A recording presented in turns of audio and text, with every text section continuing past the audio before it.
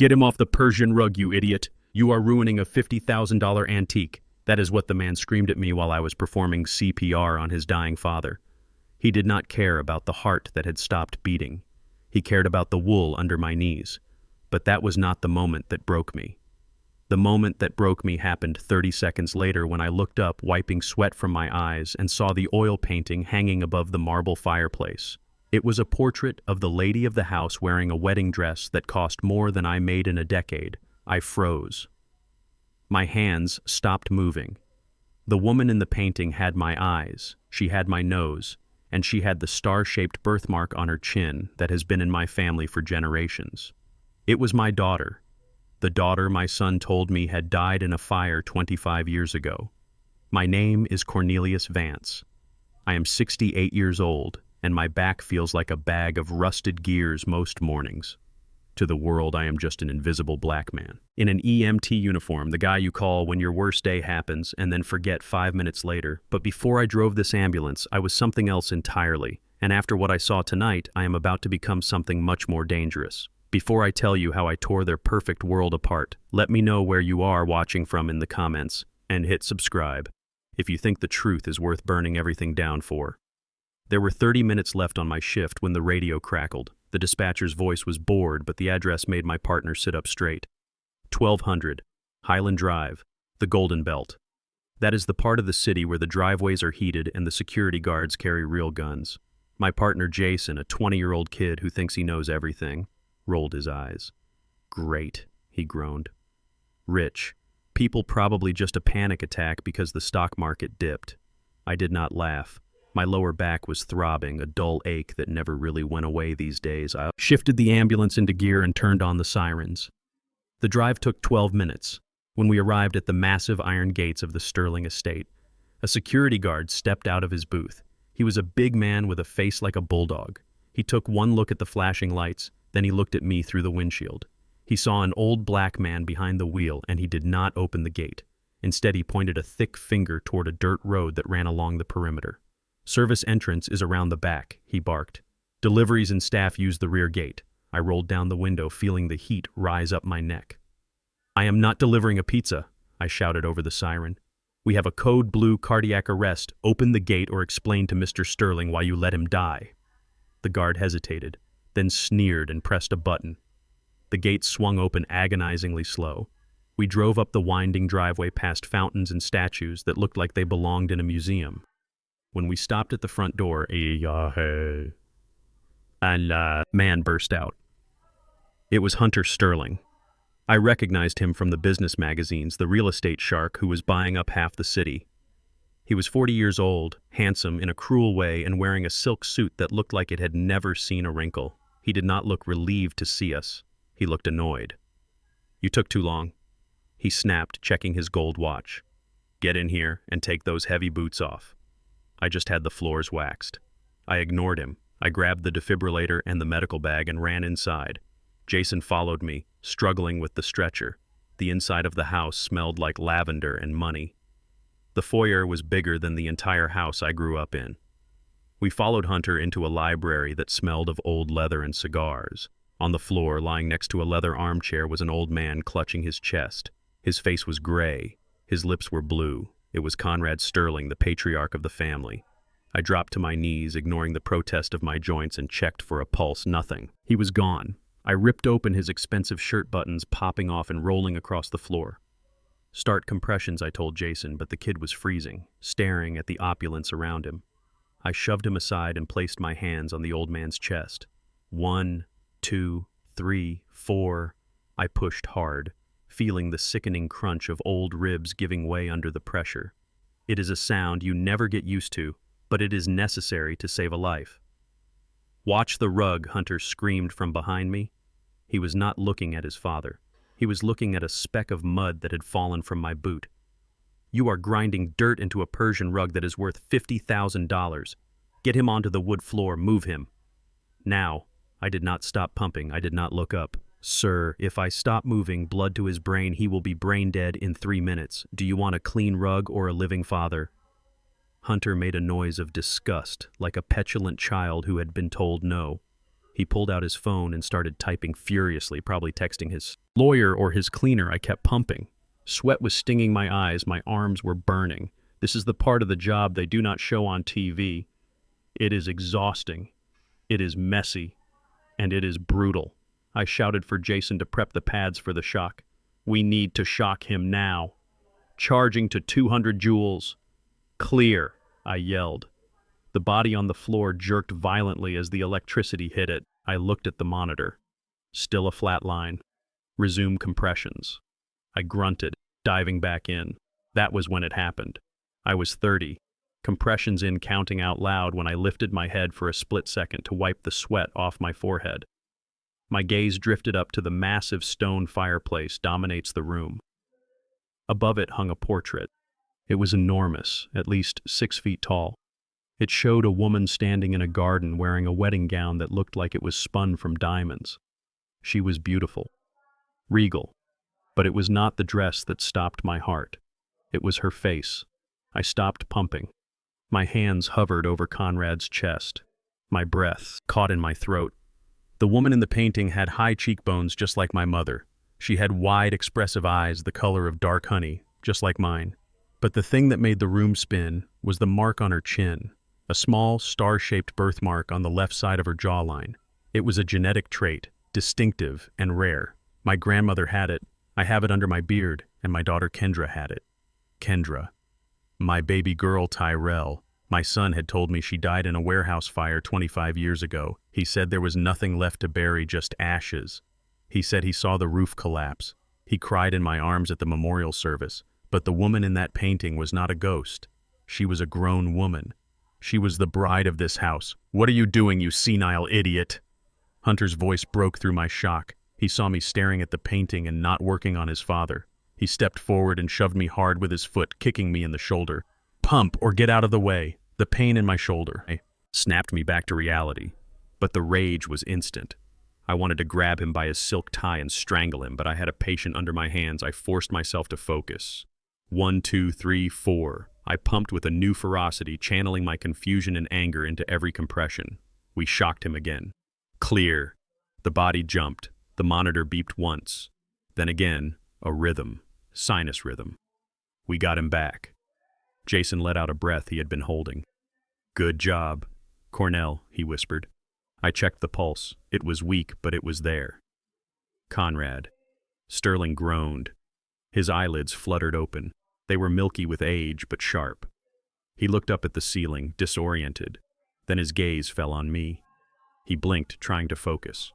He saw my face, and his eyes widened, not with gratitude, not with relief, but with recognition and fear. He tried to lift his hand, his fingers trembling as he reached out and grabbed my wrist. His grip was surprisingly strong for a dying man. Vance, he wheezed, his voice sounding like dry leaves scrapping together. You came back. The sentence hung in the air, heavy and toxic. I froze. How did this billionaire know my last name? My name tag was twisted around. I had never met him in my life. Or so I thought. You came to collect the debt, he whispered, his eyes darting around the room as if looking for a way out. Collect what debt? I asked, leaning in close. My heart was hammering against my ribs. What do you know about me? Conrad coughed, his body convulsing slightly. Before he could answer, the double doors of the library swung open. What is going on in here? A woman's voice demanded, sharp and imperious. I looked up. It was her, the woman from the painting. She was older now, maybe in her early 40s, but the resemblance was undeniable. She walked in with the confidence of someone who owns the world, wearing a riding outfit and holding a crop. She stopped when she saw us, surrounding the old man on the floor. My daughter, my Kendra. But she was not Kendra here. Here she was. Victoria Sterling, wife of Hunter Sterling, mistress of this estate. I stood up, my knees cracking. I took a step toward her, my hands shaking. Kendra. I whispered the name, escaping my lips before I could stop it. She looked at me. She looked right into my eyes, and I waited for the spark. I waited for the recognition. I waited for her to run into my arms and tell me she had been lost all these years. But there was nothing. No spark, no love. Only cold, hard disgust. She looked at me the way you look at a cockroach that has crawled across your kitchen table. "Who is this filthy man speaking to me?" she asked, turning to Hunter. "He smells like bleach and poverty. Get him out of here, Hunter. Why is he looking at me like that?" Hunter stepped between us, puffing out his chest like a rooster protecting his hen. "He is just the help." "Victoria." "He was just leaving." He turned to me and pointed a finger in my face. "You heard her. You did your job. Now get out. The private ambulance team is 5 minutes away. We do not need you anymore." I stood there paralyzed. My daughter was alive. My son had lied to me about her death for 25 years. And now she was looking at me with hatred, calling me filthy. Conrad Sterling knew my name and owed me a debt. And Hunter Sterling was pushing me toward the door, treating me like a stray dog. I looked at the painting one last time, then at the woman standing beneath it. She had crossed her arms, tapping her riding crop against her thigh, impatient for the intrusion to be over. "Move," Hunter shouted, grabbing my arm and dragging me toward the exit. "Don't make me call security." I let him pull me. I was too stunned to fight back. Not yet. I needed to think. I needed to understand. As we were shoved out the front door into the cool evening air, Hunter threw one last insult at me. "Send the bill to my office, but do not expect a tip for dirtying my carpet." The heavy door slammed shut with a finality that echoed in my bones. I stood on the porch staring at the wood grain. The adrenaline was fading, replaced by a cold, dark clarity. Jason was asking me if I was okay, asking what happened in there, but I could not hear him. All I could hear was the lie shattering inside my head. My son Tyrell had buried an empty coffin, and my daughter was living in a palace surrounded by the people who had stolen her. I walked to the ambulance, my back pain gone, replaced by a different kind of fire. I was not going to send them a bill, I was going to send them a reckoning. I drove the ambulance back to the depot in silence, my hands gripping the steering wheel so hard my knuckles turned the color of ash. Jason asked me if I wanted to grab a beer, but I told him I was tired. Tired was not the right word. I was vibrating with a frequency of rage that felt like it could shatter glass. I got into my rusted sedan and drove to the place I was forced to call home. It was a small 2-story house in a neighborhood that had seen better decades. I bought this house 40 years ago with the money from my first patent before they took it all away. Now I lived in the basement, while my son Tyrell lived upstairs in the master bedroom.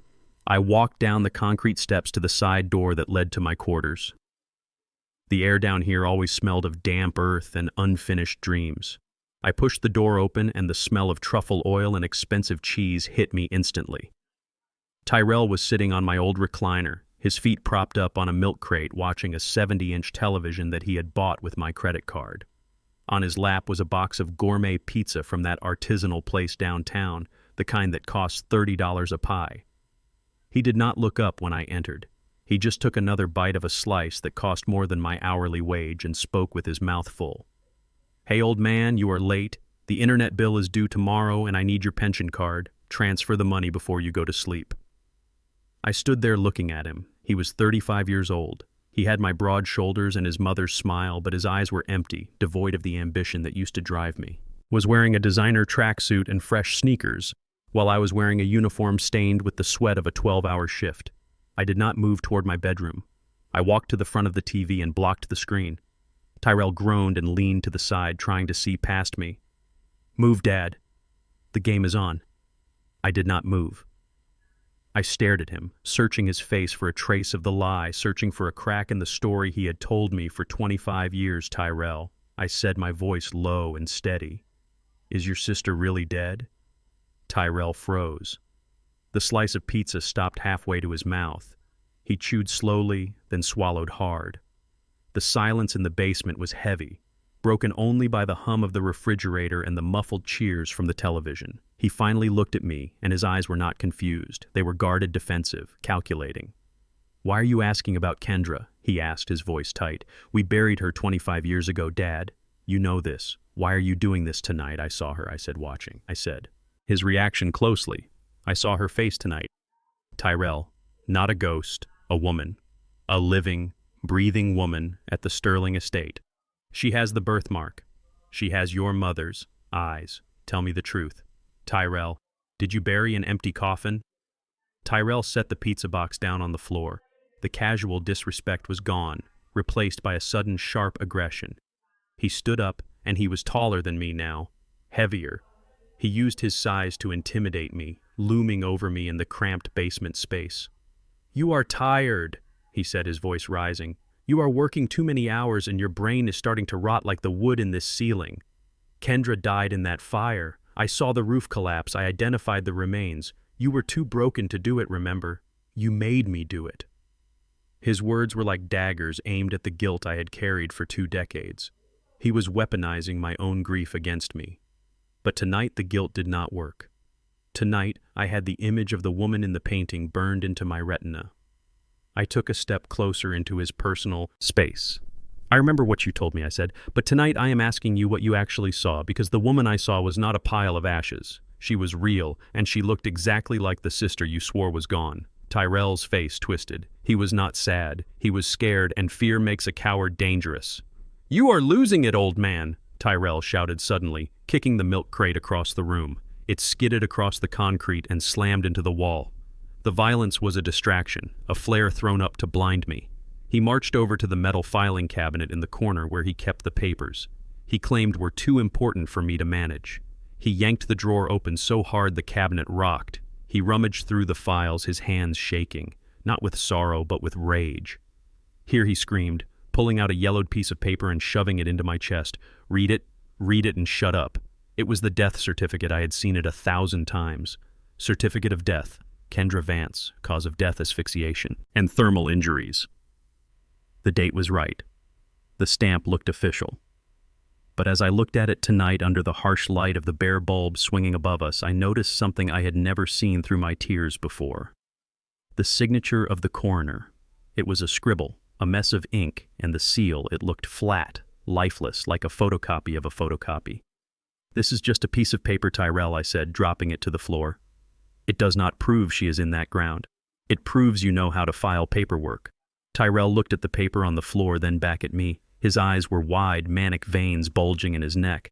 He looked like a cornered animal. "This is exactly what Dr. Miller was talking about," he hissed, stepping back and running his hands over his shaved head. "He said this would happen. He said the dementia would start with paranoia, with hallucinations. You are seeing ghosts, Dad. You are seeing things that are not there because your brain is failing." He was gaslighting me. He was taking my reality and twisting it, trying to make me doubt my own senses. This was his defense mechanism, attack my sanity to protect his lie. "If you keep talking about this," Tyrell said, his voice dropping to a menacing whisper, "I will have no choice. I will have to put you in a home, a secure facility, places where they lock the doors so the patients do not wander off looking for dead children. Is that what you want? Do you want to spend the rest of your life in a room with padded walls eating mush from a plastic tray?" The threat hung in the air, explicit and terrifying. He was threatening to lock me away, to strip me of my freedom just to keep his secret. I looked at my son, and I realized he would do it. He had the power. He had control of my finances, my house, my life. If I pushed him too far tonight, he would make the call. He would have me committed before I could find the proof I needed. I had to be smart. I had to be the fox, not the lion. I let my shoulders slump. I let the fire in my eyes die down. I forced my hands to tremble slightly, imitating the weakness he expected from an old man. I looked down at the death certificate on the concrete floor. "I am sorry," I whispered, making my voice crack. "It was just..." She looked so much like her. "It was the light, Tyrell. It must have been the light. I am just tired. So tired." Tyrell watched me, his chest heaving. He exhaled a long breath of relief mingled with contempt. "That is right, Dad," he said, his tone shifting from aggression to a patronizing sneer. "You are just tired. You are old. Your mind is playing tricks on you. Pick that paper up, put it back in the file, and then go to sleep. Do not mention this again, or I will call the facility in the morning. Do you understand me?" I nodded slowly, submissively. I bent down my knees, aching, and picked up the paper. My hands brushed against the cold floor. I placed the document back on the cabinet. "I understand, son," I mumbled. "I will not bring it up again. I am going to bed." Tyrell grunted, picked up his pizza, and sat back down in the recliner. turning the volume up on the TV, dismissing me as if I were a nuisance servant. I walked to my small cot in the corner of the basement and pulled the thin curtain that separated my sleeping area from his living space. I sat on the edge of the bed and waited. I waited for the sounds of the TV to stop. I waited for the heavy footsteps to go upstairs. I waited for the silence. It took 2 hours. Tyrell finally turned off the TV and trudged up the stairs to the main house. I heard his bedroom door slam shut above me. I waited another 30 minutes, staring at the water stains on the ceiling, counting the seconds. My heart was a cold stone in my chest. I was not crazy. I was not senile. And I was not going to sleep. I stood up and moved silently across the basement floor. My socks made no sound on the concrete. I went to the trash can next to the recliner. Tyrell was lazy. He never took the trash out until it was overflowing. It was disgusting, piled high with food wrappers and empty bottles. But tonight it was a gold mine. I reached in, ignoring the grease and the smell of stale beer. I moved aside the pizza box. I dug through the layers of his waste. Near the bottom, hidden under a pile of wet coffee grounds, I saw something white and thick. It was expensive. Cardstock torn into 4 pieces. I carefully pulled the pieces out and laid them on the small table I used for my meals. I pieced them together like a puzzle. My breath hitched. It was an invitation. Cream-colored paper gold, embossed lettering. Deeply elegant. The top half read, "You are cordially invited to the wedding of the bottom half," completed the sentence. Victoria Sterling and Hunter Sterling Victoria. The woman in the painting. The woman who looked like Kendra. My son had an invitation to her wedding. Why would a billionaire heiress invite a man who lived in a basement and lived off his father's pension unless they knew each other, unless there was a connection? Tyrell had torn it up, tried to destroy it, but he had been careless. Arrogant, I dug deeper into the trash. My fingers brushed against a crumpled envelope. It was a bank statement. Not from our local bank, but from an offshore investment firm. I smoothed it out. The account holder name was redacted, but the transfer source was visible. It was a monthly deposit of $5,000. The sender was listed simply as the Sterling Family Trust. My son, who claimed he could not find a job, who needed my pension to pay for internet, was receiving $5,000 a month from the family of the woman who looked like my dead daughter. I felt sick, physically ill. This was not just a lie. This was a transaction. He was being paid. He was on a payroll. Hush money, blood money. I did not know what to call it yet, but I knew what it meant. He had sold her, or he was being paid to keep her dead. Suddenly I heard a creak above me. The floorboards in the kitchen directly overhead groaned under weight. Someone was walking. I froze, dousing the small flashlight I was holding. Darkness swallowed the basement. I heard muffled voices drifting down through the vents. Tyrell was awake and he was on the phone. I crept toward the air vent, standing on my tiptoes, pressing my ear against the cold metal grate. I know. Tyrell's voice was agitated, echoing through the ductwork. The old man is losing it. He came home talking about the painting. He saw her. Hunter, I am telling you, he saw her. I held my breath. My heart hammered against my ribs. He was talking to Hunter Sterling, the man who had kicked me out of the house, the man who had married my daughter. There was a pause as Tyrell listened to the person on the other end. Then he spoke again, his voice trembling with a mix of fear and greed. You need to calm down. I handled it. I showed him the certificate. I told him he was going senile. I threatened to put him in the home. He bought it. He is asleep now. He is weak. Hunter, he is just a broken old man. He does not have the fight left in him. Another pause. Then Tyrell laughed, a nervous, cruel sound.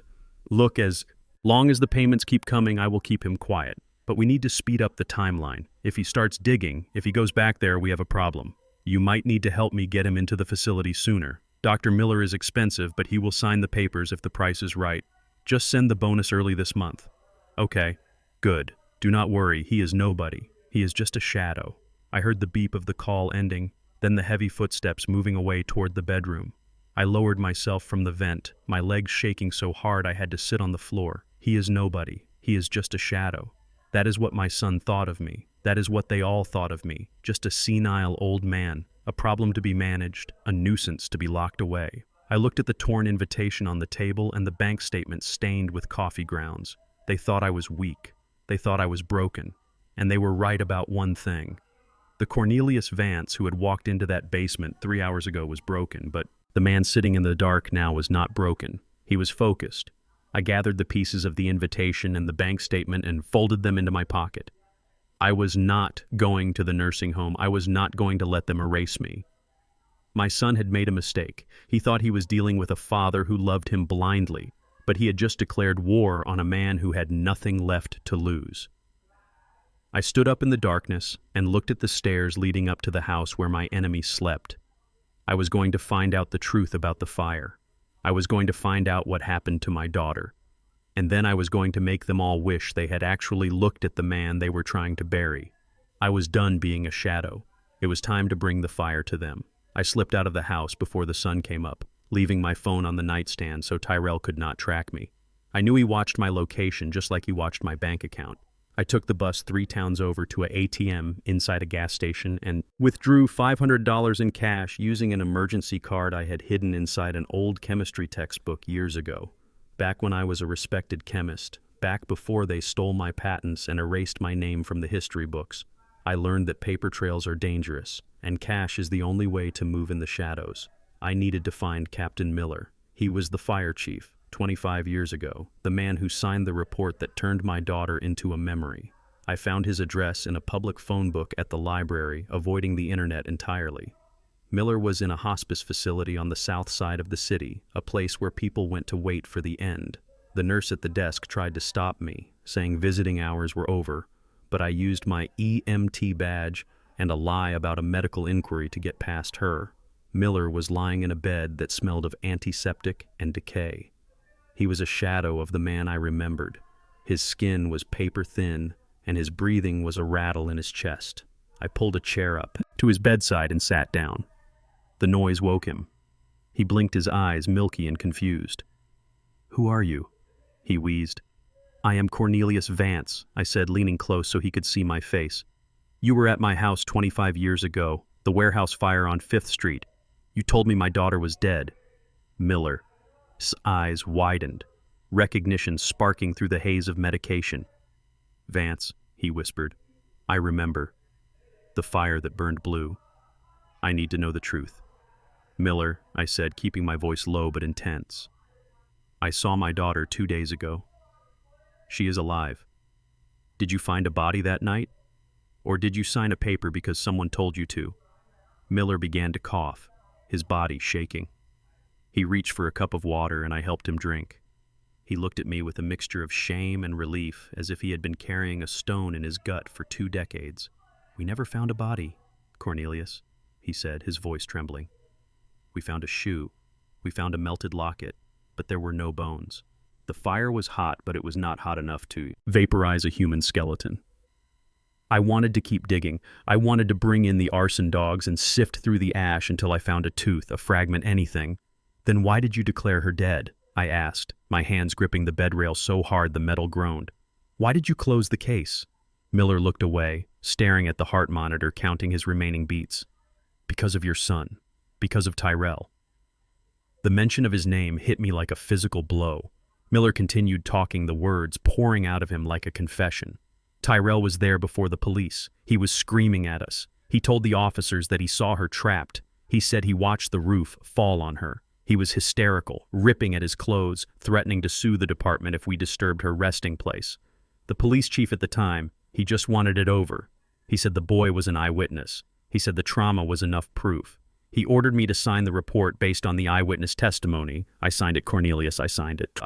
Because I was tired and I wanted to go home. I am so sorry." I stood up, feeling the room spin. My son had not just lied to me. He had orchestrated a cover-up at the age of 10. No, not 10. He was 15, then old enough to know, old enough to manipulate a police force and a fire chief. He had stood in the ashes of what I thought was my life and acted out a scene of grief so convincing. It fooled the authorities. He had prevented them from looking because he knew there was nothing to find. He knew she was not in the fire because he had already sent her away. I walked out of the hospice facility without looking back. The rage was a cold fire in my belly now, consuming everything I had raised. A monster. I had fed him, clothed him, and sheltered him in my basement while he spent my money and laughed at my grief. For 25 years, I mourned a girl who was living 10 miles away, sold like a piece of furniture to a rich family. I needed to see her. I needed to see Victoria Sterling again. I needed to know if she remembered me or if Tyrell had poisoned her memory too. I took a taxi to the Golden Belt. The driver looked at me in the rearview mirror, eyeing my worn clothes and my intense expression. But he did not ask questions. I had him drop me off a block away from the Sterling estate. I walked the rest of the way, keeping to the shadows of the tall manicured hedges. The estate looked like a fortress under the midday sun. The iron gates were closed, the security booth manned by the same bulldog guard from the night of the heart attack. I did not care about discretion anymore. I walked right up to the intercom and pressed the button. The guard looked out of his window and his face twisted into a sneer. "You again," he barked. Mr. Sterling said. "If you came back, we were to call the police. Get lost, old man, before I make you regret it." "I am not leaving until I see Victoria," I shouted at the camera. My voice echoed off the stone pillars. "Tell her Cornelius is here. Tell her I know about the fire." The guard did not answer. He just picked up his radio and said something I could not hear. A moment later, the side gate buzzed open. I thought for a second that I had gotten through that. Maybe Victoria had heard me and wanted to see me. I stepped through the gate, hope fluttering in my chest like a trapped bird. But it was a trap. As soon as I stepped onto the gravel driveway, two men in tactical gear stepped out from behind the guard booth. They were big, fast, and they were not there to talk. One of them grabbed my arms and pinned them behind my back. The other one punched me hard in the stomach. I doubled over, gasping for air, my vision blurring. The pain was sharp and immediate, radiating through my old ribs. They dragged me across the gravel, my knees scraping against the stones, and threw me onto the grass near the main entrance. "Stay down!" the guard shouted, kicking dirt onto my uniform. "You do not make demands here. This is private property." The front door of the mansion opened and Hunter Sterling walked out. He was wearing a tennis outfit, white and pristine, holding a racket like a scepter. He looked down at me with a look of utter boredom, as if I were a piece of trash that had blown onto his lawn. He walked down the steps, slowly enjoying the moment. He stopped a few feet away from me, not wanting to get too close to the help. "You are persistent, Cornelius," he said, examining the strings of his racket. "My father-in-law told me you might be a problem. He said you were stubborn." I looked up at him, spitting blood onto the grass. "Your father-in-law is a liar," I wheezed, "and you are a thief. Where is she? Hunter, where is my daughter?" Hunter laughed a dry, soulless sound. "She is inside getting a massage. She does not want to see you. She does not know who you are. To her, you are just the crazy EMT who ruined the carpet, and honestly, it is better that way. She is fragile, Cornelius. She has a very specific history, a history that my father paid a lot of money to create. We cannot have you rewriting it with your messy little truth." He reached into his pocket and pulled out a money clip. He peeled off a stack of bills, $100 notes, crisp and new. He tossed them at me. The bills fluttered down through the air, landing on my face, my chest, and the dirt around me. It was humiliating. It was degrading. It was exactly what he intended. "Here is $5,000, Hunter said, sneering. "Take it, go. Buy yourself a new back or a better car or whatever it is. People like you want just disappear. If you come back here again, if you try to talk to my wife again, the next time the guards will not stop at a punch to the gut. They will break every bone in your body, and then we will sue you for trespassing. Do we understand each other?" I looked at the money in the dirt. It was more than I made in 2 months. It was blood money. It was silence money. I looked up at Hunter Sterling, and I memorized his face. I memorized the arrogance in his jaw, the cruelty in his eyes. He thought he had won. He thought money solved everything. He did not. Know that he had just given me the fuel I needed. I did not touch the money. I stood up slowly, my ribs screaming in protest. I dusted off my uniform, maintaining my dignity. Even as I stood on his lawn, bruised and battered, I looked him in the eye, and I did not blink. "I understand you perfectly, Hunter," I said, my voice steady and cold. "You think you can buy me. You think you can beat me, but you made a mistake. You left me alive."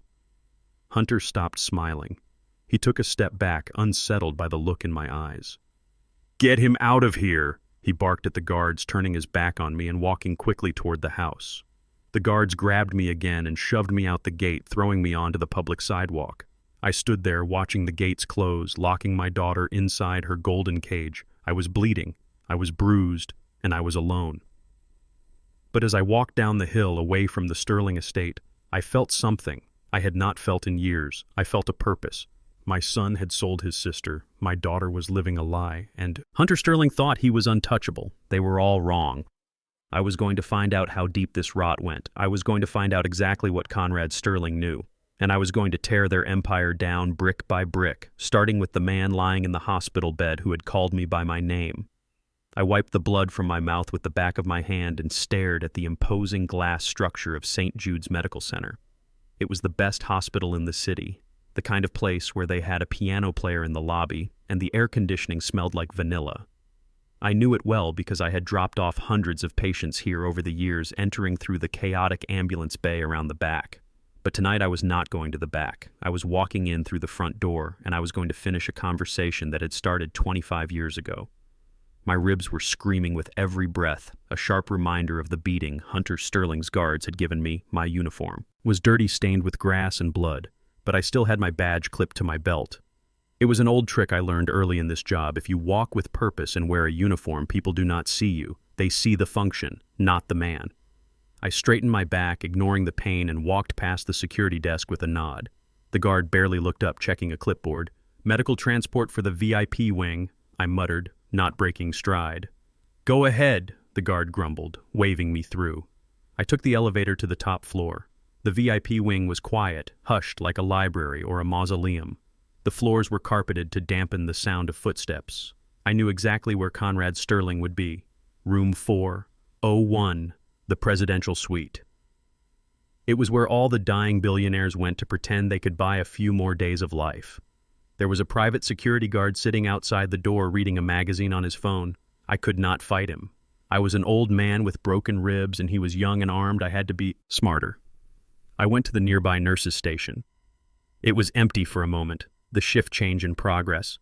I saw a cart of linens and medical supplies. I grabbed a stack of towels and a fresh gown, holding them high to obscure my face. I walked straight toward the guard station, keeping my head down. "Housekeeping requested fresh linens," I mumbled. My voice was rough from the smoke of memory and the punch to the throat. The guard did not even look at my face. He just waved his hand, dismissing me as if I were part of the furniture. "Just make it quick," he said. "The old man is restless." I pushed the heavy door open and slipped inside. The room was dark, lit only by the rhythmic blinking of the cardiac monitors and the glow of the city's skyline through the floor-to-ceiling windows. The air was cold, thick with the smell of antiseptic and impending death. Conrad Sterling lay in the center of the room, hooked up to more machines than I could count. He looked small, frail, a withered husk of the titan who had ruled this city for decades.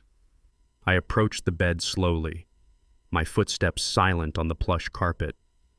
I stood over him, watching the rise and fall of his chest. This was the man who had bought my daughter. This was the man who had stolen my life. "Conrad," I whispered.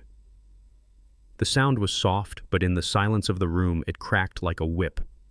His eyes snapped open. They were cloudy, filled with the terror of a man who knows judgment is coming. He tried to speak, but the oxygen mask muffled his words. He reached up with a trembling hand and clawed at the mask, pulling it down to his chin. He gasped for air, his gaze locking onto mine. "Vance," he wheezed. You are alive." "I am alive," I said, leaning over him, my face inches from his. "I am alive. And I know who she is. I know who Victoria is. Tell me the truth, Conrad. Tell me before you meet your maker. Or I swear I will unplug every machine in this room and drag you to hell myself." Conrad laughed, a dry, rattling sound that turned into a cough. He was not afraid of my threat. He was past fear. He was in the place where secrets weigh more than sins. "Pull up a chair, Vance." He whispered, his voice thin and reedy. "I have been waiting for this. I have been waiting for you to figure it out." I grabbed a visitor chair and dragged it to the bedside, sitting down heavily. My legs were shaking, not from fear, but from a rage so pure it felt like it was burning my veins. "Tell me," I commanded. "It was not a kidnapping," Conrad said, his eyes drifting to the ceiling. "It was a transaction, a business deal. Your son, Tyrell. He came to me. He was just a boy, but he had the eyes of a shark. He had debts, Vance, gambling debts, bad ones, the kind where they break your legs first and kill you second. He needed $50,000. Or he was going to die." I felt the blood drain from my face. My son. My Tyrell. He was 15 years old. I thought he was playing video games. I thought he was doing homework. He was gambling. He was drowning. And he sold his sister to save himself. He offered her to me, Conrad continued, a cruel smile ghosting his lips. He knew my wife and I could not conceive. He knew we wanted a child more than anything. He said his sister was smart. He said she was pretty. He said if I paid his debt, he would make her disappear. He would stage an accident. A fire. The room spun. I gripped the bed rail to steady myself. Tyrell set the fire, I whispered. The horror of it was suffocating. My son had burned our house down. He had risked killing us all just to cover his tracks and sell his own flesh and blood. He did, Conrad confirmed. He drugged her, took her out the back window. Then he lit the chemicals in your lab. He knew exactly what he was doing. But that is not the only reason I bought her, Vance. I did not just want a daughter. I wanted your mind. My mind? I asked, confused. You were a brilliant chemist, Vance, Conrad said, coughing again. You were working on a compound, a stabilizer for cardiac medication. You filed for a patent-pending status. Tyrell brought me your notebooks along with the girl. He stole your research I used at Vance. Sterling Pharmaceuticals built its empire on your formula, the heart medication that is keeping me alive right now. It is yours. We made billions, and you drove an ambulance. I sat there stunned. The betrayal was absolute. It was comprehensive. My son had not just sold his sister. He had sold my legacy. He had stolen my future, my career, my dignity, and handed it to this man for a check that cleared his gambling debts. And Conrad Sterling, the pillar of the community, had taken it all without blinking. And Victoria, I asked, my voice breaking. She looked at me with such hate. Why? Because we taught her to. Conrad whispered. We had to. We could not have her looking for you. We told her you were a monster. We told her you were a drug addict who burned down the house in a fit of rage. We told her you abandoned her and her brother to die in the flames. We told her we saved her from the ashes. We brainwashed her, Vance. We turned her into a Sterling, and we made sure she despised the name. Vance. She hates me because she thinks I tried to kill her. The realization was a physical pain sharper than the broken ribs. She did not know she was sold. She thought she was a survivor of a father who wanted her dead. And Hunter, I asked, thinking of the arrogant man who had thrown money at me in the dirt. Does he know? Conrad's face twisted in disgust. Hunter is a fool. He married her for the trust fund. He knows she is adopted, but he does not know the source. He does not care. He just wants control of the company. But he is greedy. He is reckless. He is going to ruin everything I built with your stolen genius. That is why you are here, Vance. That is why I let you in. He reached under his pillow, his hand shaking violently. He pulled out a small, heavy object and pressed it into my palm. It was a key. Silver, intricate, old-fashioned. It looked like it belonged to a safe deposit box from a different century. This is the key to a box in the Bank of Zurich. Conrad wheezed, his breathing becoming shallow and ragged. Inside is the original patent, the one with your handwriting, the one Tyrell stole. There is also a ledger, a record of the payment to your son. $50,000 wired to an offshore account in his name 25 years ago. It is all there. Vance, the proof, the theft, the sale, everything, use it, destroy Hunter. Take back what is yours. Why are you giving me this? I asked, staring at the key. It felt hot in my hand. Because I am dying, Conrad said, his eyes closing. And I do not want that idiot Hunter to destroy my legacy. If the ship is going down, I want the captain to be the man who actually built it, not the pirate who stole it. Go, Vance. Run. They are coming. As if on cue, the monitors began to beep rapidly. Conrad's heart rate was spiking, then dropping, erratic chaos. The door to the room burst open. 2 nurses rushed in, followed by the security guard who had been outside. Code blue. One of the nurses shouted, pulling the crash cart toward the bed. I stood up, backing away into the shadows. The guard saw me. Hey, you. You are not housekeeping. What are you doing here? He reached for his radio, his hand going to his belt. I did not answer. I turned and ran. Not toward the door, but toward the bathroom inside the suite. I locked the door behind me, hearing the guard pounding on it. "Open up, or I will break it down." I looked around the small bathroom, frantic. There was no window, but there was a maintenance panel on the wall, a small metal door used for plumbing access. I ripped it open, ignoring the pain in my fingers, creating a gap just big enough for a man to squeeze through, if he was desperate enough. I could hear the guard kicking the bathroom door, the wood splintering. I squeezed into the crawl space, pulling the panel shut behind me, just as the bathroom door gave way. I was in the dark, surrounded by pipes and the hum of the building's ventilation system. I could hear the chaos in the room below, the beeping machines, the shouting voices. Conrad Sterling was dying, and I was crawling through the guts of the hospital, holding the key that would burn his entire world to the ground. I navigated the narrow space, my knees scraping against rough concrete, my breath coming in short, painful gasps. I found a service ladder leading down, and I took it, sliding more than climbing, descending floor after floor until I hit the basement level. I kicked open a fire exit door and stumbled out into the cool night air of the alley behind the hospital. I was alone. The city lights hummed in the distance. I clutched the silver key in my hand so tight it cut into my palm. I had the weapon. I had the truth. My son was a monster. My daughter was a victim. And I was no longer just an EMT. I was the man who was going to bring the reckoning. I walked into the darkness, away from the sirens, away from the lies. I needed to get to that bank. I needed to get those papers. And then I was going to pay a visit to my son, not as his father, but as his executioner. It was raining when I finally made it back to the house, the kind of cold gray rain that seeps into your bones and makes old injuries throb. My ribs were on fire from the beating at the estate, and my knees were raw from crawling through the hospital ducts, but the physical pain was nothing compared to what I saw when I turned the corner onto my street. My belongings were on the front lawn. My leather recliner, the one I had saved for 6 months to buy, was soaking wet, turned on its side in the mud. My books, my chemistry journals, the few photos I had managed to keep of Kendra and her mother were scattered across the grass like garbage. I walked up the driveway, my boots squelching in the mud. Tyrell and his wife, Monique, were standing on the porch under the shelter of the overhang watching me. They looked like royalty surveying their kingdom while the peasant drowned.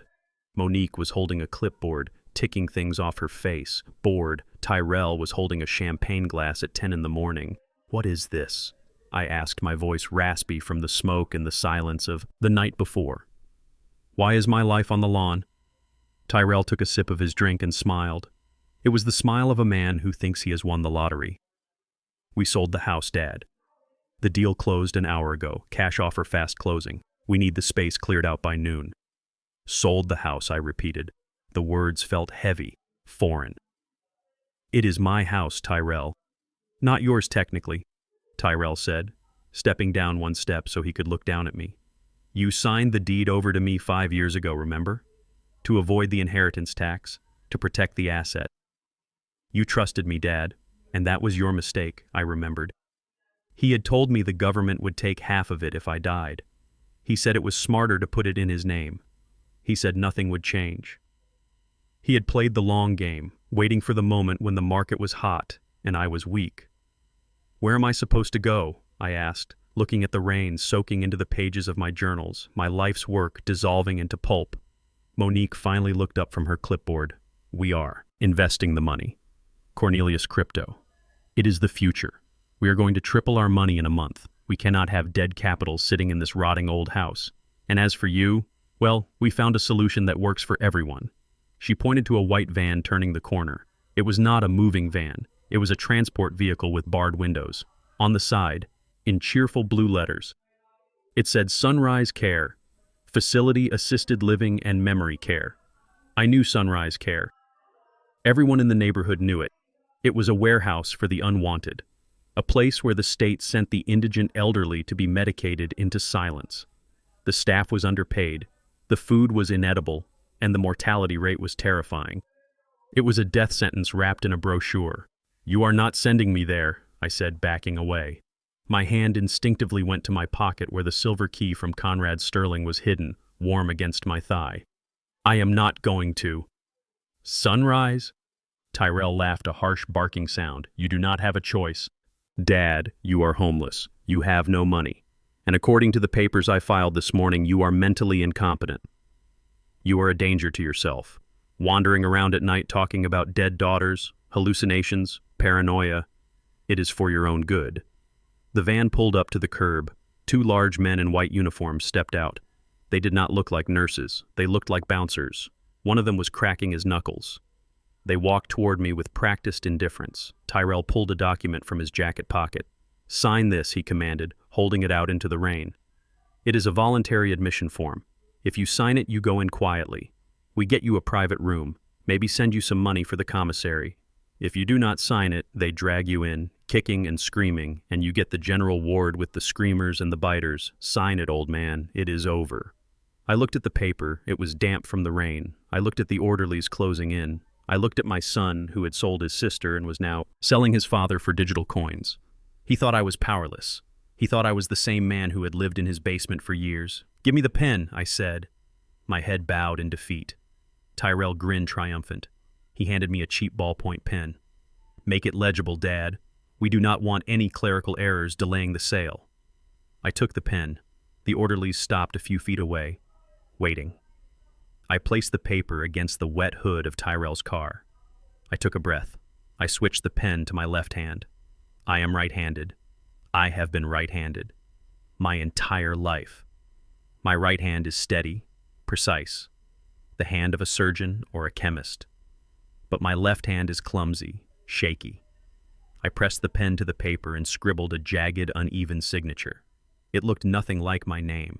It looked like the scratching of a man who had lost his mind, or a man who was leaving a deliberate legal loophole. A signature made under duress with the wrong hand is easily contested. Any forensic handwriting analyst would see it in a second. It was not an agreement. It was a trap. There, I said, handing the clipboard back to him. Now call off your dogs. Tyrell looked at the signature and sneered. Good enough. He waved at the orderlies. Take him. He smells like a sewer. Clean him up before you put him in the room. The orderlies grabbed my arms, their grip bruising. They began to drag me toward the van. I did not fight. I did not struggle. I let them pull me toward the open doors where the smell of stale urine and bleach waited. I watched Tyrell and Monique toast with their champagne, celebrating the erasure of the last obstacle in their lives. They turned back toward the house, already planning how to spend the money. But then the sound of an engine cut through the rain. It was not the rattle of a bus or the whine of a sedan. It was a deep, powerful purr, the sound of 12 cylinders of German engineering precision. A long, sleek, black limousine turned the corner. It moved through the puddles like a shark through water, parting the rain. It was massive, polished to a mirror, shine with tinted windows that hid the interior. The limo did not drive past. It slowed down and pulled up directly in front of the Sunrise Caravan, blocking its path. The driver, a man with a military haircut and a black suit, stepped out with an umbrella. He ignored the orderlies. He ignored Tyrell. He walked straight to the rear passenger door and opened it. A man stepped out.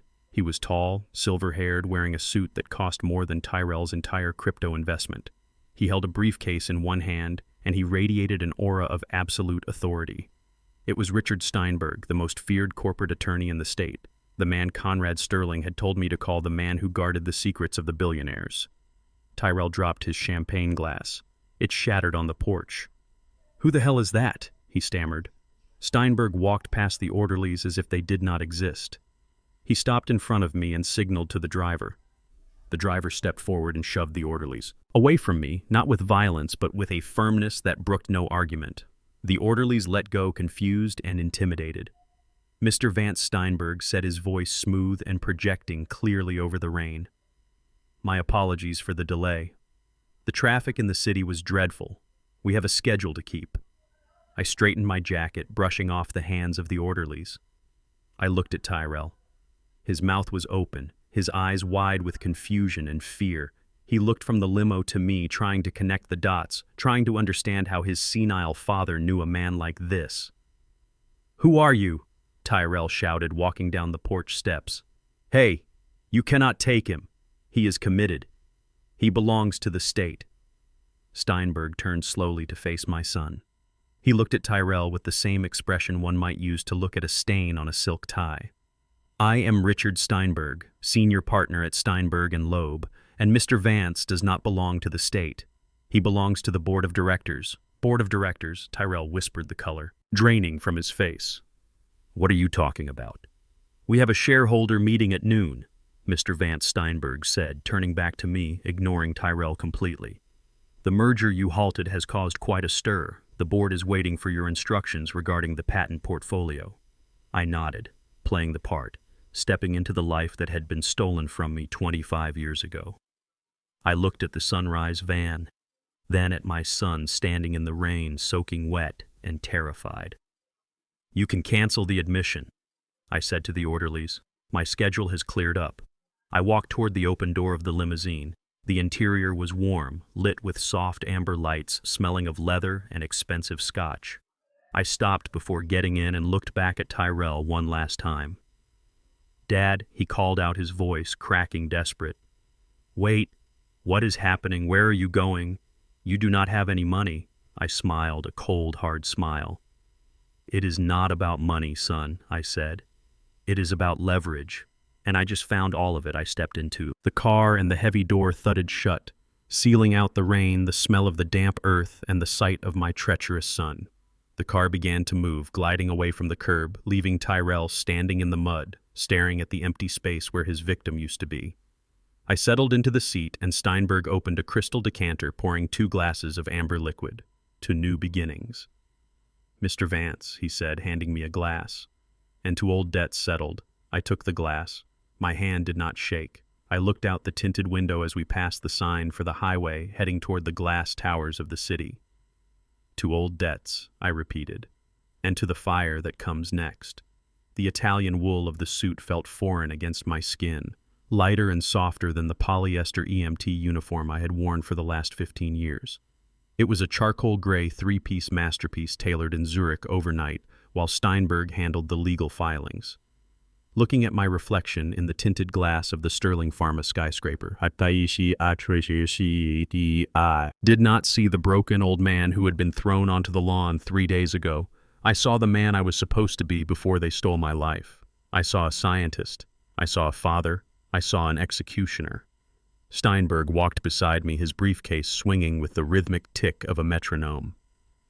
We approached the front desk, a massive slab of white marble manned by a young woman with a headset and a look of practiced boredom. She looked up as we approached, and her eyes scanned me from shoes to face. She did not see the suit. She did not see the confidence. She saw an old black man in a lobby where he did not belong. Deliveries are in the loading dock around the back, she said without removing her headset, returning her gaze to her computer screen. You cannot be in the lobby, sir. This area is for executives and clients. I stopped. My hand rested on the marble counter. Steinberg stepped forward, but I held up a hand, silencing him. I wanted to handle this. This was the first test of my new reality. I am not delivering anything. Miss, I said, my voice low and steady. I am here for the board meeting. My name is Cornelius Vance. She finally looked up again, annoyed. She laughed, a short, sharp sound of disbelief. We do not have a Mr. Vance on the list. The board meeting is a closed session for major shareholders. Now please leave before I call security. I do not have time for this today. Steinberg leaned in, then. He placed a single sheet of paper on the counter.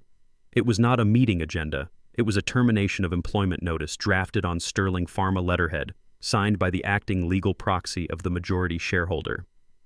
You do not have time, Steinberg said, his voice like a guillotine blade, because you no longer work here. Pack your things. You have 5 minutes to vacate the building before you are escorted out for obstruction of corporate business. The woman looked at the paper, then at Steinberg, then at me. Her face went pale. The arrogance drained out of her, leaving only fear. Who are you? She. Are you? Whispered. I am the man who owns the building. I said, walking past her toward the elevators. I did not look back. I did not feel satisfaction. I felt only the cold forward momentum of a train that had finally left the station. The elevator ride to the 50th floor was silent. The numbers ticked up one by one, counting down the seconds until Hunter Sterling's world ended. The doors opened directly into the boardroom foyer. We could hear Hunter's voice booming through the double oak doors. He was in the middle of a speech. We did not knock. Steinberg pushed the doors open and we walked into the lion's den. The room was massive, dominated by a long mahogany table around which sat 12 of the most powerful people in the pharmaceutical industry. At the head of the table stood Hunter Sterling. He was pointing at a projection screen showing a rising graph line bragging about the projected profits of the upcoming merger. He looked like a king in his castle, untouchable golden. He stopped mid-sentence when he saw us. The room fell silent. 12 heads turned. The confusion was palpable. Hunter stared at me, blinking as if his brain could not process the data. His eyes darted to my suit, then to my face, then to Steinberg. Security Hunter shouted, his face turning a dangerous shade of red. "How did this man get in here? Get him out. This is a private meeting." I did not wait for security. I walked to the other end of the table opposite Hunter and threw a heavy leather-bound file onto the polished wood. It landed with a thud that echoed like a gunshot inside a canyon. "I suggest you sit down." "Hunter," I said, my voice projecting to the back of the room without shouting. "We need to talk about HeartFix." Hunter froze. The name of the drug hung in the air. HeartFix was the crown jewel of Sterling Pharma. It was the medication that generated 60% of their annual revenue. It was the drug that kept Conrad Sterling alive. It was the drug that was about to make them all billionaires in the merger. "What did you say?" "You," Hunter hissed, gripping the edge of the table. "You are the EMT. You are the crazy old man who trespassed on my property. I do not know how you got a suit or a lawyer, but you are out of your depth. Get out before I have you arrested." "I am not the EMT," I said, walking slowly along the side of the table, looking each board member in the eye. "I am the chemist who synthesized the molecule 25 years ago. I am the man whose lab notes were stolen, burned, and sold by your father. I am the legal owner of the intellectual property that this entire company is built on. And as of this morning, I have filed a cease and desist order with the federal court." I pointed to the file on the table. "Open it." One of the board members, an older woman with sharp glasses, reached out and opened the file. She gasped. Inside were the original patent filings dated 2 decades ago, signed in my handwriting alongside the forensic analysis proving they predated the Sterling patent by 3 years. Next to them were the transfer documents retrieved from the Zurich vault showing the payment Conrad Sterling had made to my son for the theft. "This is a forgery," Hunter screamed, losing his composure. He slammed his fist on the table.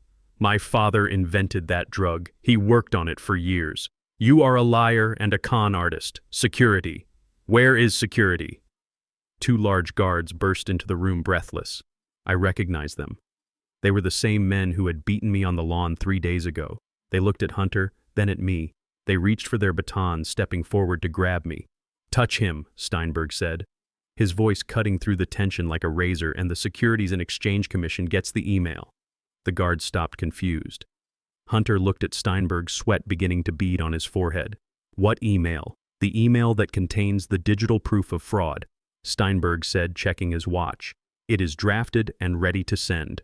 If Mr. Vance walks out of this room unhappy, or if anyone lays a finger on him, I hit send trading on. Sterling Pharma stock will be suspended within 10 minutes. By the time the market closes, your stock will be worth less than the paper it is printed on. The merger will collapse, and you, Hunter, will be under federal investigation for trading on stolen intellectual property. You have 5 minutes to decide. Do you want a scene or do you want a seat?" Hunter looked around the room. The board members were staring at him, their expressions shifting from confusion to suspicion. They were business people. They cared about money, not loyalty. They smelled the blood in the water. "Is this true, Hunter?" the woman with the glasses asked, holding up the patent documents. "Did your father steal this?" Hunter opened his mouth to lie, but he looked at me and he saw the truth. He saw the silver key from the Zurich vault hanging from my finger. He knew I had been to see Conrad. He knew the game was over. "I want production stopped," I said, my voice hard. "I want every pill of HeartFix pulled from the distribution line. Immediately, I want a forensic audit of every dollar this company has made in the last 25 years. And I want my seat." "Your seat," Hunter whispered, his voice trembling with rage. "The head of the table." I said, pointing to where he stood. "That is my chair. You are sitting in it." Hunter looked at the guards who had lowered their weapons. He looked at the board members who were now looking at him with open hostility. He looked at the screen where his projected profits were now a fantasy. He was cornered. He was a bully who had finally met someone he could not intimidate, slowly, painfully. Hunter gathered his papers. He did not look at me. He looked at the floor. His face was pale, his hands shaking. He stepped away from the head of the table, moving to the side like a servant making way for the master. I walked to the head of the table. The leather chair was still warm from his body. I sat down. The view from here was different. I could see the whole room. I could see the city skyline behind them. I could see the fear in their eyes. I clasped my hands on the table and looked at Hunter, who was standing awkwardly by the window. Now I said, "Sit down, boy. We have a lot of work to do, and the first item on the agenda is how you are going to pay me back for 25 years of stolen life." Hunter sank into a side chair, defeated. Steinberg opened his briefcase and began to pass out the new contracts. The room was silent except for the rustle of paper and the heavy breathing of the man who had just lost his empire. I looked at the painting on the far wall of the boardroom. It was a portrait of Conrad Sterling, looking benevolent and wise. I stared at it until it seemed to shrink under my gaze. I was not just taking back my money, I was taking back my history, and I was just getting started.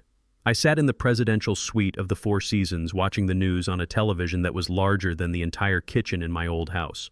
The anchor was talking about the sudden upheaval at Sterling. Pharmaceuticals discussing the mystery investor who had frozen the merger and ousted Hunter Sterling from the board. They showed a grainy photo of me leaving the building flanked by Richard Steinberg. The headline read, "The chemist who came back from the dead." My phone, which I had turned back on specifically for this moment, began to ring immediately. It was not a reporter. It was Tyrell. I let it ring once, twice, 3 times. Then I texted him my room number, inviting the devil into my sanctuary. I knew he was coming. He had seen the news. He had seen the suit, the lawyer, the power. He had realized that the father he threw away was now a gold mine waiting to be tapped. 10 minutes later, there was a frantic knocking at the door. I opened it. Tyrell stood there with Monique. They looked like they had run a marathon. They were sweating. Their clothes were rumpled and their eyes were wide with a mix of terror and greed. As soon as they saw me, they threw themselves at my feet, literally. Tyrell dropped to his knees, grabbing my hand, his grip clammy and desperate. "Dad," he sobbed, tears streaming down his face, real wet tears of panic. "Oh God, Dad, we were so worried. We saw the news. We thought we had lost you." I looked down at him, feeling nothing but a cold hollowness. This was the man who had forced a pen into my left hand 2 days ago to sign away my freedom. This was the man who had sold his sister. Now he was kneeling on the carpet, begging for a crumb. I pulled my hand away and walked into the living room, sitting on the velvet sofa. Monique followed, weeping loudly, her hands covering her face. "Cornelius, please, you have to understand," she wailed. It was the stress. We were not thinking clearly. Hunter Sterling, he threatened us. He said he would hurt us if we did not get you out of the house. We were trying to protect you. We were trying to hide you in the nursing home so he could not find you. It was a lie so audacious it was almost impressive. They were rewriting history in real time, turning their greed into martyrdom. Tyrell crawled over to the sofa, looking up at me with puppy dog eyes. "We love you, Dad. We made a mistake. A terrible mistake. But we are family. We are your blood. Do not shut us out. We can fix this. We can be a family again. Just like before." I looked at them, evaluating their performance. It was good. If I were the man I was a week ago, I might have believed it. I might have wanted to believe it because a father always wants to believe his son loves him. But I was not that man anymore. I was the man who knew about the fire. I was the man who knew about the $50,000. I leaned back, crossing my legs.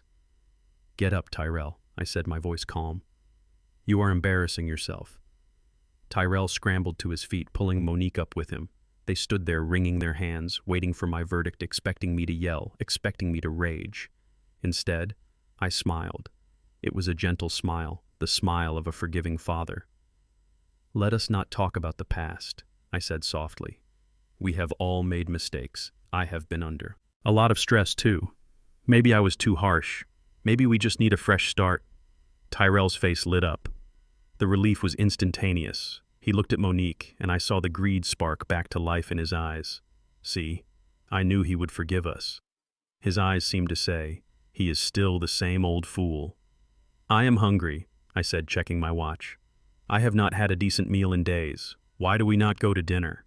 My treat, let us go to Legrand. It is time we celebrated our family reunion properly. Legrand was the most exclusive restaurant in the city, the kind of place Tyrell and Monique had always dreamed of going but could never afford. Their eyes widened. Tyrell nodded vigorously. Yes, Dad, that sounds perfect. A celebration. Just us. I went into the bedroom to get my coat, leaving them in the living room. I paused by the door, listening. Tyrell whispered urgently to Monique. He bought it. We are back in. He is going to take care of us. Just play along. Be nice. And tomorrow we will ask him about the bank accounts. I walked back out, buttoning my coat. Ready? I asked. They nodded, smiling like sharks. I led them out of the hotel and into the waiting town car I had hired. I was not taking them to dinner to forgive them. I was taking them to dinner to teach them the second lesson of their new life. And this lesson was going to cost them more than just their dignity. The restaurant was a palace of crystal and gold. The maitre d' greeted me by name, having been alerted by Steinberg's office that a VIP was arriving. We were seated at the best table in the house, right in the center, under a massive chandelier. Tyrell and Monique looked around, soaking in the envy of the other diners. They puffed out their chests, preening. They thought they had won. They thought they were back on top. I handed the wine list to Tyrell. Order. Something nice, son, I said. I hear they have a vintage collection. Tyrell opened the leather-bound book, his eyes scanning the prices. He stopped at a bottle of Chateau Margaux. This one, he said, looking at me for approval, is $5,000. Get two, I said, waving my hand dismissively. Tonight we do not look at prices. Tonight we feast. The wine arrived poured into crystal glasses by a sommelier who treated the bottle like a holy relic. Tyrell took a sip, closing his eyes in ecstasy. Monique drank deeply, her cheeks flushing with the alcohol and the thrill of wealth. They ordered the most expensive items on the menu: Wagyu beef, lobster, truffles, caviar. They ate like starving wolves, gorging themselves on the luxury they believed was their birthright. I watched them sipping my water. I did not eat. I just fed them. I asked Tyrell about his crypto investments, listening to him lie about how the market was just in a dip. I listened to Monique talk about the vacations they were planning now that things were better. They talked about buying a boat, about moving into a penthouse, about how glad they were that I was finally getting the recognition I deserved. It was grotesque. It was a display of pure, unadulterated gluttony and narcissism. They did not ask me a single question about where I had been or how I had gotten the company back. They only cared about what I could give them. They were parasites growing fat on a host they thought was dormant. Midway through the main course, I looked at my phone. I pretended to read a text message. I said, looking annoyed. Steinberg needs me to sign a document urgently. He is downstairs in the lobby. He says it cannot wait. Tyrell looked up, his mouth full of steak. Go ahead, Dad. We will be here. We are not going anywhere. He poured himself another glass of the $5,000 wine, confident, secure. I stood up, adjusting my suit. Enjoy the dessert, I said, putting a hand on Tyrell's shoulder. I will be back in 10 minutes. Order whatever you want. Put it all on the bill. Thanks. Dad, Tyrell said, smiling up at me, his teeth stained with red wine. You are the best. I walked away, moving through the tables toward the front entrance. I nodded to the maitre d' and kept walking. I pushed through the heavy glass doors and stepped out into the cool night air. The town car was waiting. I got in and locked the door. Driver, take me back to the hotel, I said. As the car pulled away, I looked back at the restaurant window.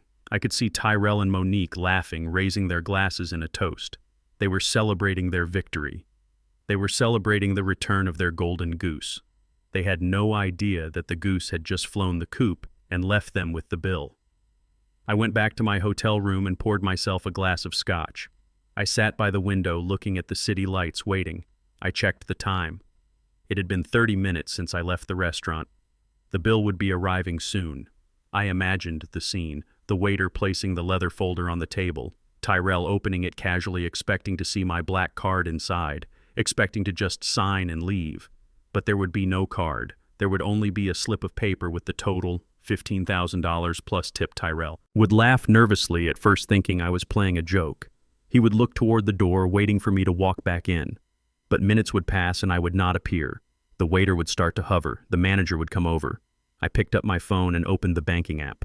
I navigated to the supplementary credit card account I had given Tyrell years ago, the one he used for emergencies, the one he thought was his lifeline. I had kept it active just for tonight. I watched the status indicator. It was green. Active. I tapped the screen once. It turned red. Suspended. I tapped another button. Report as stolen. Then I waited. 10 minutes later, my phone vibrated. It was a notification from the bank. Attempted transaction declined. Amount $15,400. Merchant Legrand Reason card suspended and reported stolen. I smiled. The trap had snapped shut. I could visualize the panic. Tyrell trying the card again, sweating. The waiter telling him it was declined. Monique digging through her purse, finding only maxed out cards from her shopping sprees. The manager's voice getting louder, colder. The other diners turning to look, witnessing the humiliation. The realization dawning on Tyrell that his father was not coming back, that he had been abandoned just like he had abandoned me on the lawn. My phone started to ring. It was Tyrell. I let it go to voicemail. It rang again, and again. Then Monique called. I silenced it. The text started pouring in. Dad, where are you? The card is not working. Come back. They are going to call the police. Dad, please pick up. This is not funny. I poured another drink, savoring the silence. I did not answer. I let them sweat. I let them feel the walls closing in. I let them feel what it was like to be helpless, to be trapped, to be judged for having nothing. 20 minutes later, a new text came in. It was not from Tyrell.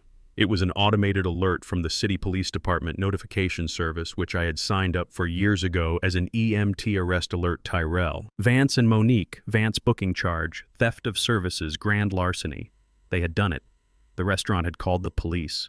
Tyrell and Monique had been handcuffed in the middle of the dining room, dragged out past the tables of the elite, screaming that their father was a billionaire, that it was all a mistake, that they were victims. I opened the messaging app and typed a single text to Tyrell.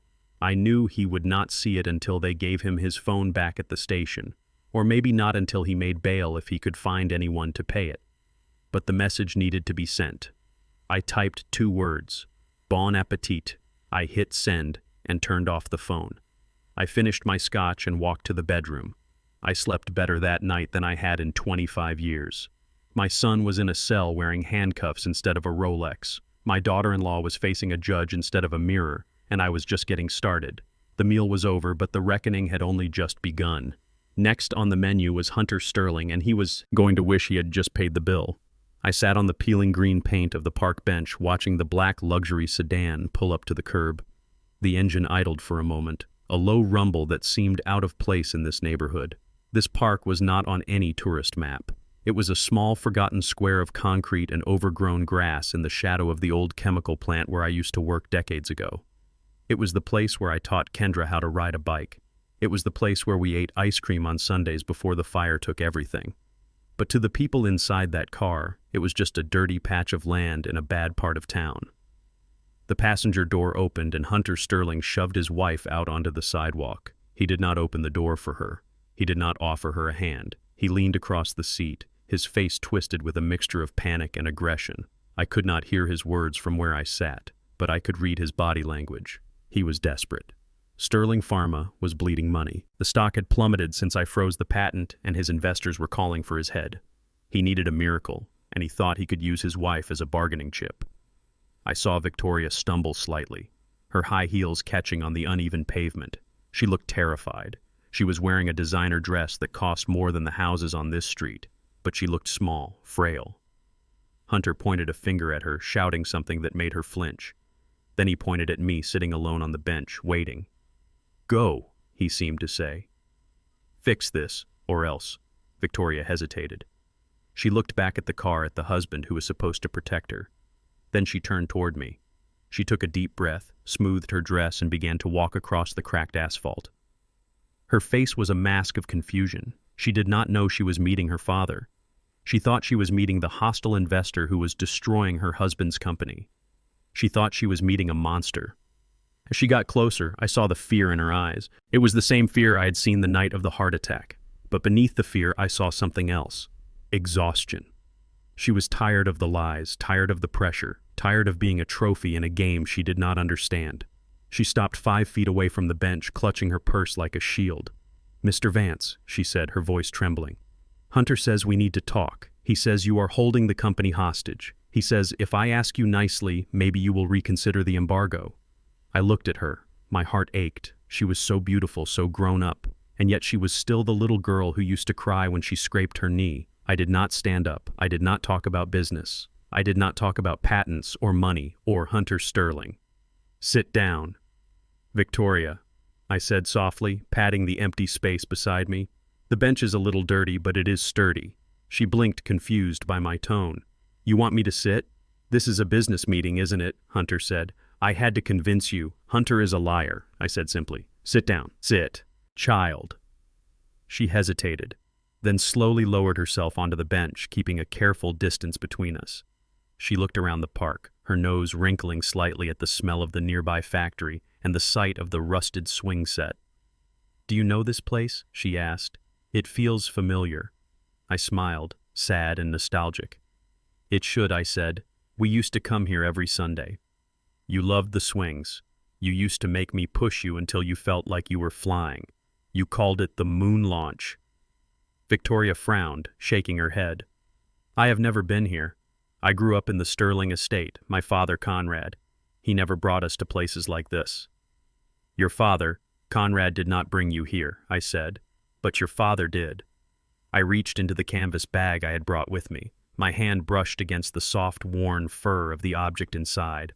I pulled it out gently as if it were made of glass. It was a teddy bear, or at least it had been once. Now it was a charred ruin. One side of its face was melted, the fur singed black. The button eye was missing on the left side, replaced by a dark void. It smelled of smoke. Old smoke. The kind that never really leaves. Victoria recoiled when she saw it. "What is that? It is disgusting. Why do you have that?" "His name is Barnaby," I said, placing the bear on the bench between us. "He was in the crib with you the night of the fire. I went back in for him." "I went back in for you." Victoria stared at the bear. Her breathing hitched. She reached out a hand, then pulled it back as if the bear were hot to the touch. "Barnaby," she whispered. The word felt foreign in her mouth, like a ghost she had exorcised years ago. "I remember a fire," she said, her voice barely audible. "I have nightmares about it. Conrad told me, my biological father said it. He said he was a drug addict. A man who wanted to kill his family. He said he left me there to burn." I looked at her, tears welling in my eyes. "Is that what they told you? They told you I left you. They told you I was the monster." I leaned forward and began to hum. It was a simple tune, a lullaby I had written for her when she was a baby. It was not a famous song. It was just a melody about stars and the moon and a little girl with a mark on her chin. I started to sing the words, my voice raspy with age and emotion. "Starlight, star bright, kiss the chin of my heart tonight." Victoria's head snapped up. Her eyes locked onto mine. The confusion was breaking, cracking under the weight of a memory she had buried deep in the dark corners of her mind. She knew that song. No one else knew. That song. It was our song. She started to rock slightly back and forth, a subconscious movement. Her hand went to her chin, touching the star-shaped birthmark, the same one I had, the same one her grandmother had. The tears started to fall silent and fast-tracking through her expensive makeup. "I remember the smoke," she whispered. Her eyes lost focus, looking into the past. "It was so hot. The door was blocked. I was screaming for Daddy. And then I heard him." "What did you hear, Kendra?" I asked, calling her by her true name. "I heard him call my name," she said. Her voice sounded like a little girl now, terrified and alone. He said, "Hold on, Kendra. Daddy is coming."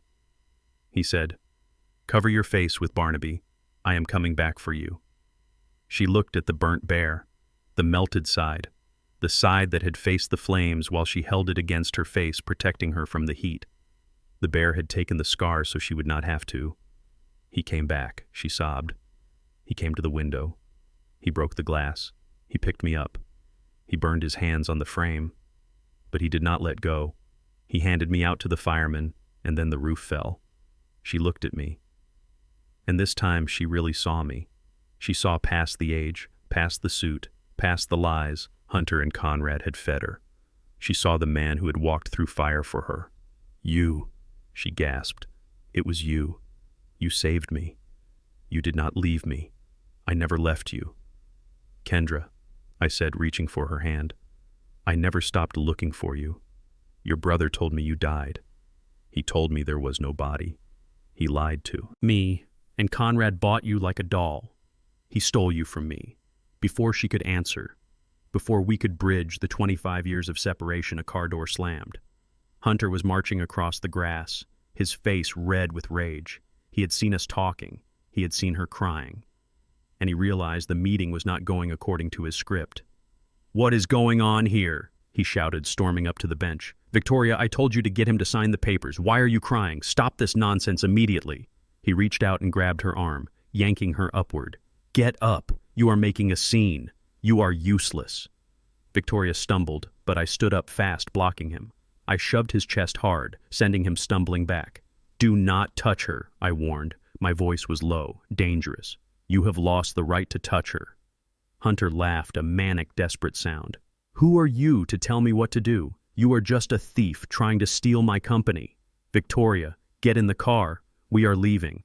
This man is brainwashing you. He is lying to you, just like he lied to the board. Victoria pulled her arm free from his grip. She looked at Hunter, then she looked at me. She looked at the bear on the bench. Then her gaze fell on my hand, the hand I had used to push Hunter away. The right hand. The sleeve of my suit had ridden up slightly, exposing my wrist and the back of my hand. The skin there was scarred, thick, twisted tissue, shiny and rippled. It was a burn scar, a massive old burn scar, the kind you get when you lift a burning window frame with your bare hands to save a child. Victoria gasped. She reached out and touched the scar, her fingers trembling. She traced the lines of the injury. The memory clicked into place perfectly. The final piece of the puzzle. The man in the window, she whispered. He burned his hands. I remember the smell of his skin burning. He screamed, but he did not drop me. She looked up at Hunter, her eyes blazing with a sudden fierce clarity. You lied to me, she said. Her voice was steady, cold. Conrad lied to me. You said my father was a junkie. You said he tried to kill me. You said I had no one. Hunter sneered, backing away, realizing he was losing control. It was for your own good, Victoria. You were a nobody. We made you a sterling. We gave you a life. This man had nothing. He lived in a basement. He is garbage. Victoria stepped forward and slapped Hunter across the face. It was a hard, solid sound that echoed through the empty park. It was the sound of a woman waking up. He is not garbage, she spat. He is my father, and he is twice the man you will ever be. Hunter held his cheek stunned. The mask of arrogance slipped, revealing the coward underneath. He looked at me, then at Victoria. You are making a mistake, he hissed. You are going to lose everything. If you side with him, I will ruin you. I will take the house. I will take the accounts. You will be on the street. I stepped forward, standing shoulder to shoulder with my daughter. You have nothing to take, Hunter, I said. I own the patents. I own the product. And as of this morning, my lawyers have frozen your personal assets pending the investigation into the fraud. You are the one who is going to be on the street. Hunter looked at us, his eyes darting back and forth. He saw the unity. He saw the strength. He realized he was outnumbered and outgunned. He turned and ran back to his car, scrambling into the driver's seat like a rat fleeing a sinking ship. He peeled away tires, screeching, leaving a cloud of exhaust in the air. I watched him go, then turned to Victoria. She was shaking her arms wrapped around herself. I opened my arms and she fell into them, sobbing, holding on to me as if she were 5 years old again and the world was burning. Daddy, she cried, burying her face in my chest. I am so sorry. I didn't know I held her tight, resting my chin on her head, rocking her gently. I know, baby. I know, I whispered. You are safe now. I have you. We stood there in the park for a long time, reconnecting, bridging the gap of years and lies. The sun began to set, casting long shadows across the grass.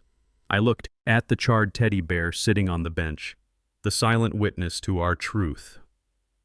We have a lot to do, I said, pulling back to look at her tear-streaked face. Hunter is not going to give up. He is going to fight dirty. We need to be ready." Victoria wiped her eyes. She looked at the bear, then at me. She picked up Barnaby and held him close.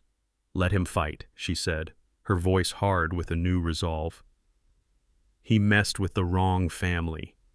I smiled, seeing the fire in her eyes, the same fire that had kept me going for 25 years.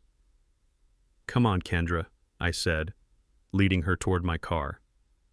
"Let us go home. We have a war to win. The Sterling Foundation." Gala was the kind of event where people spent more on a table setting than I used to make in a year. The grand ballroom of the Sterling Plaza was a sea of black ties and diamond chokers. 1,000 candles flickered in crystal holders, casting a soft, flattering light on the faces of the city's elite. They were there to drink expensive champagne and pretend they cared about the orphanages Hunter Sterling claimed to support. But tonight the air was thick with tension. Underneath the perfume and the clinking glasses, there was the smell of blood in the water. Everyone knew Sterling Pharma was bleeding. Rumors of the patent freeze had leaked. The stock was wobbling, and Hunter needed this night to prove he was still the king. I watched from the technical booth high above the ballroom floor. I was not wearing my tuxedo. I was wearing a black technician uniform. A cap pulled low over my eyes. Steinberg had arranged my access. He had bought the silence of the audiovisual team with a check that would put their kids through college. I looked down at the stage. Hunter stood at the podium looking dashing and desperate. He was sweating under the lights, wiping his forehead with a silk handkerchief. Next to him stood Victoria. She was wearing a red dress that looked like a wound.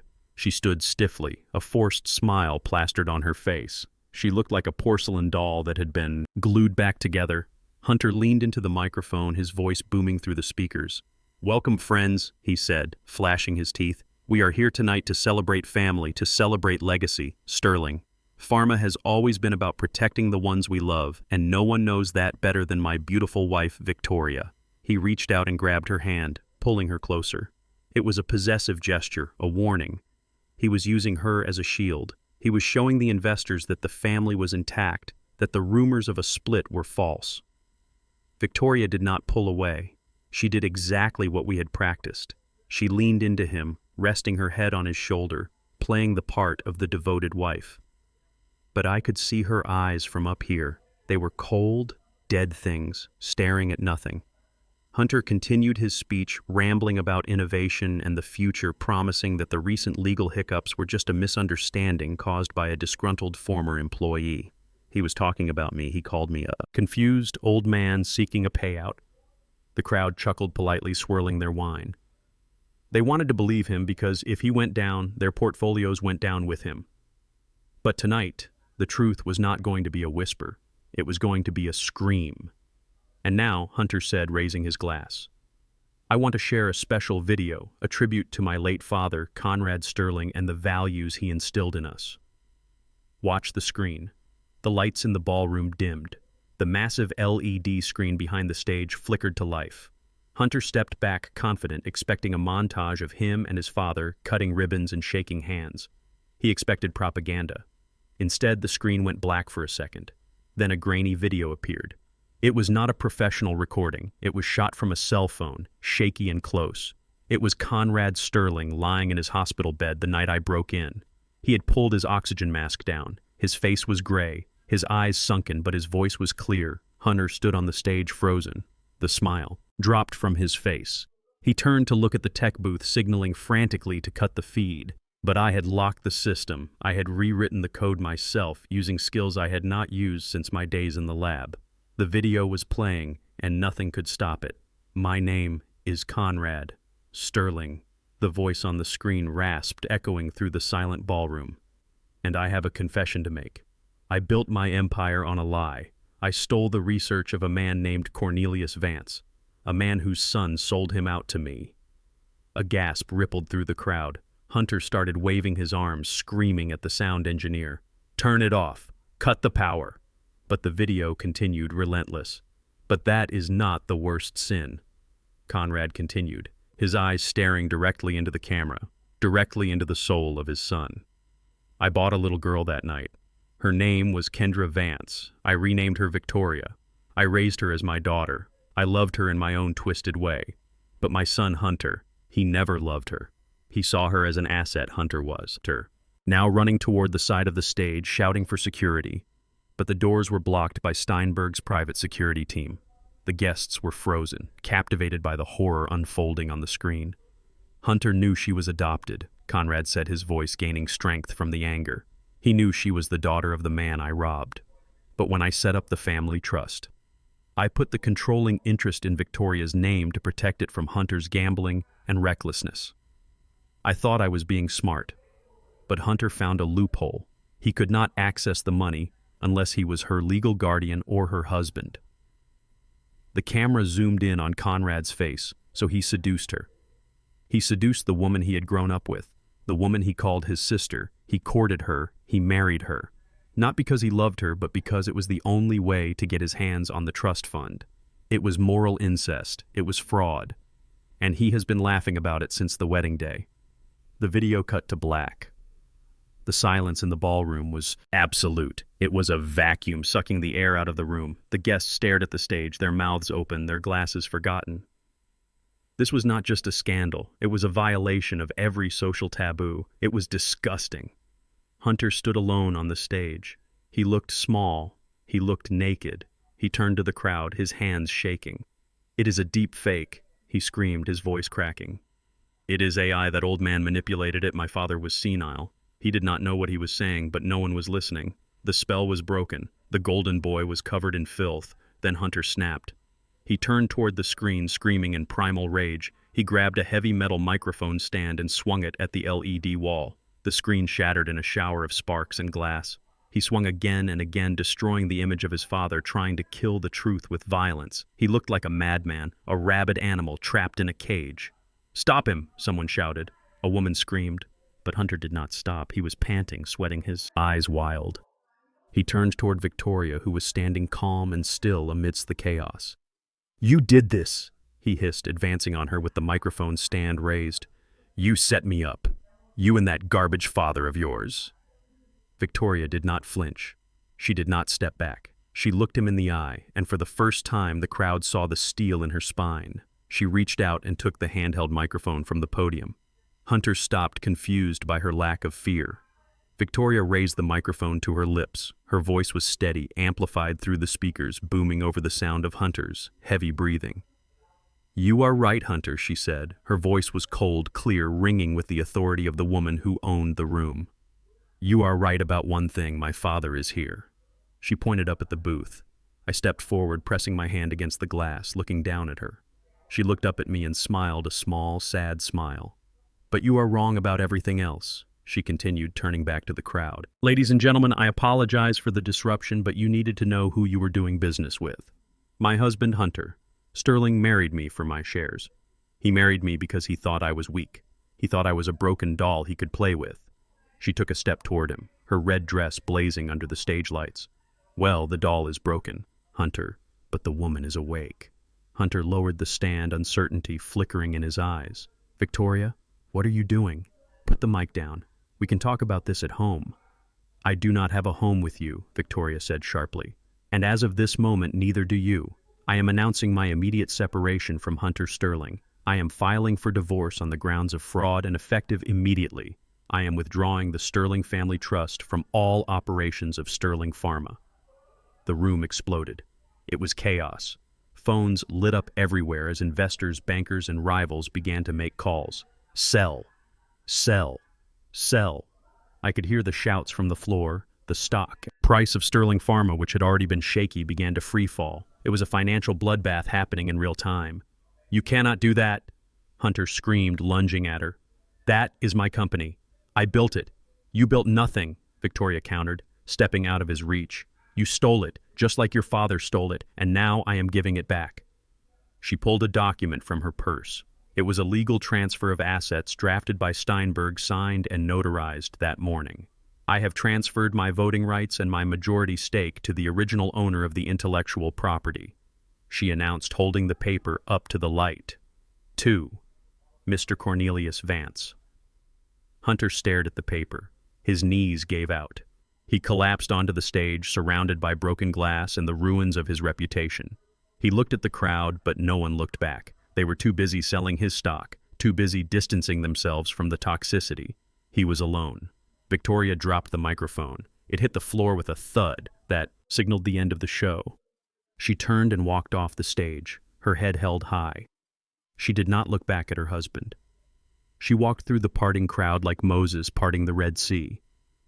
I left the booth and took the service elevator down. I met her at the side exit, away from the paparazzi who were already swarming the front. We did not speak. We did not have to. I opened the door of the car and she got in.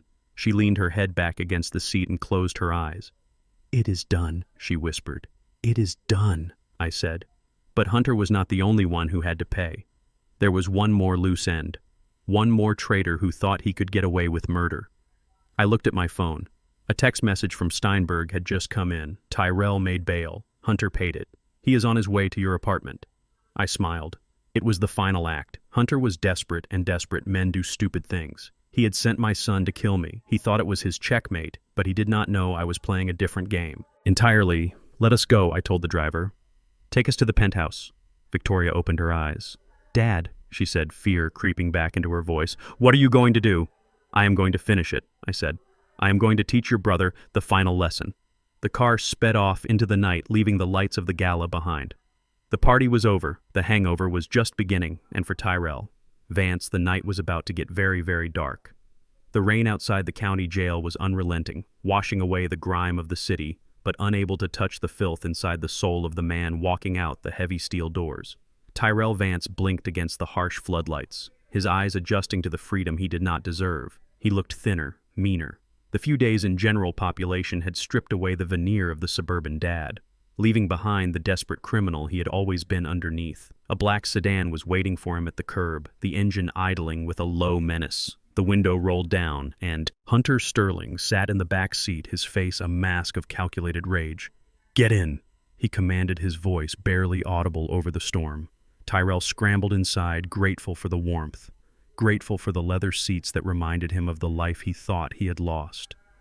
The car moved through the slick streets, heading away from the city center toward the industrial district where the shadows were long and questions were few. Hunter did not look at Tyrell. He stared straight ahead, his hands gripping a briefcase on his lap. "You know why you are here," Hunter said, the air in the car growing heavy. "Your father destroyed me. He froze my assets. He took my company. He turned my wife against me. And you let him do it. You let a senile old man outsmart us." Tyrell wiped his nose on his sleeve, his hands shaking. "I tried. Hunter, I tried to put him in the home. He had a lawyer. He had help. I did not know." Hunter laughed, a dry sound devoid of humor.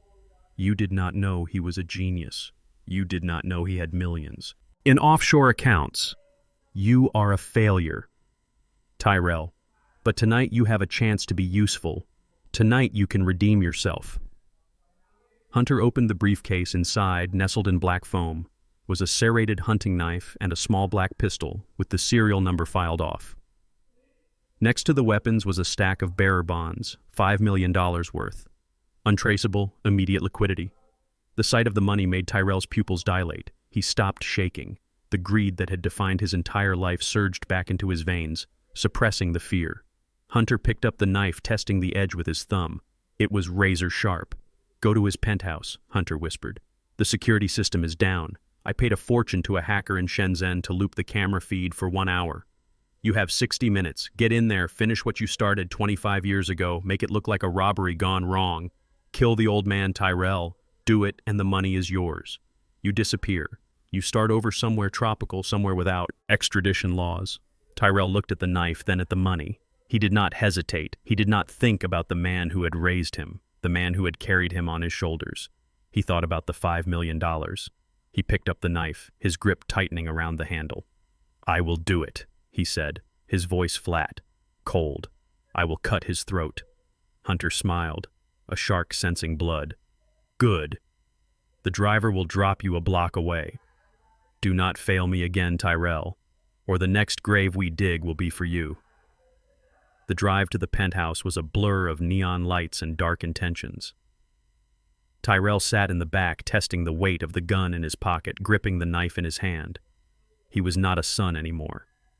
He was a weapon forged by 25 years of lies and sharpened by greed. When the car stopped, he stepped out into the rain, pulling his hood up. He looked up at the glass tower where his father lived, piercing the night sky. It looked like a fortress, but Tyrell knew the way in. He knew the layout because he had studied it obsessively, planning for the inheritance that never came. Tonight he was not waiting for an inheritance, he was taking it. I lay in the king-sized bed of the penthouse, my breathing steady and slow. The room was dark save for the ambient light of the city bleeding through the sheer curtains. I could hear the wind howling against the glass 40 stories up. It was a lonely sound, a sound that usually made me miss the noise of my old neighborhood. But tonight, I welcomed the silence. Tonight, I needed to hear everything. The digital clock on the nightstand read 3 in the morning, the witching hour, the time when demons come out to play.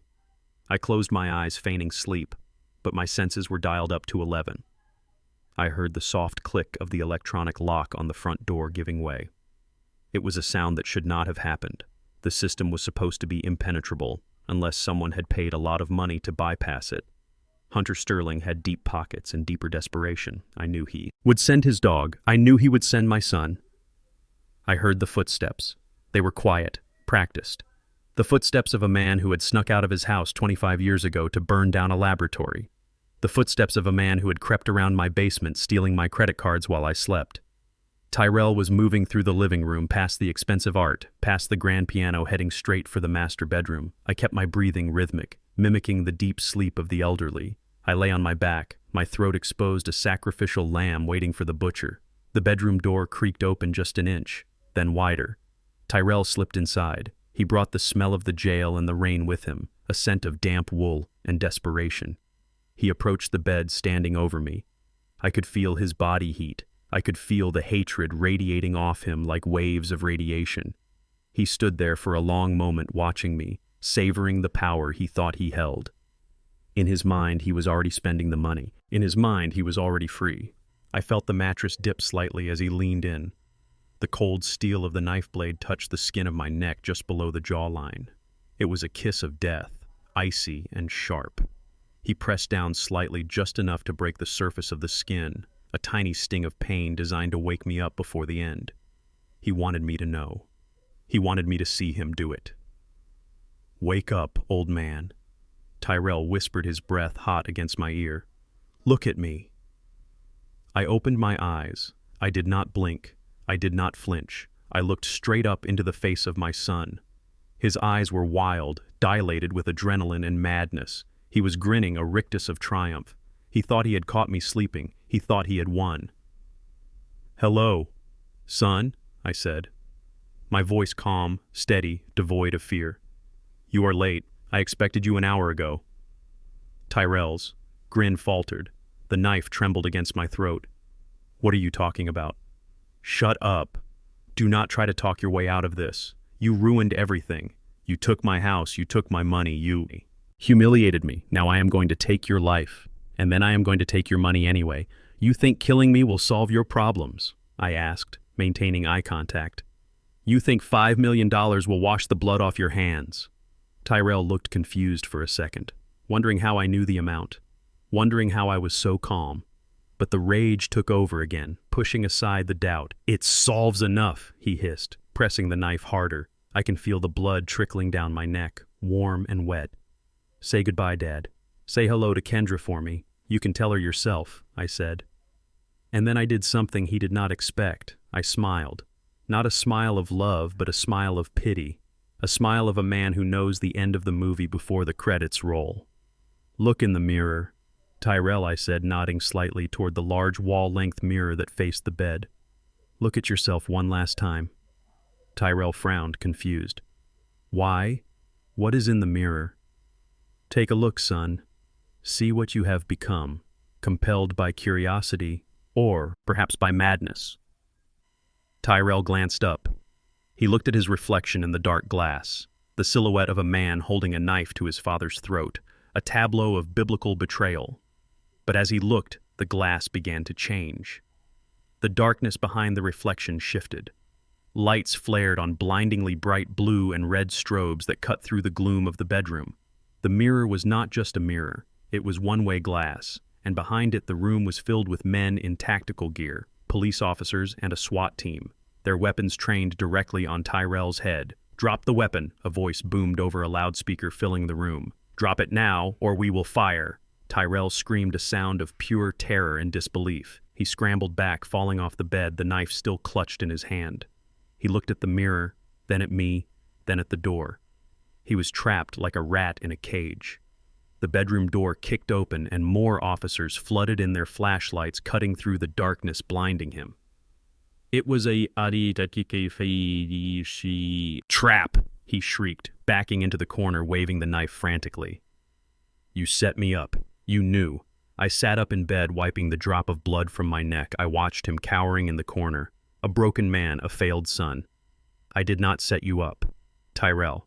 I gave you a choice. I left the door unlocked. I let you in. You chose to pick up the knife.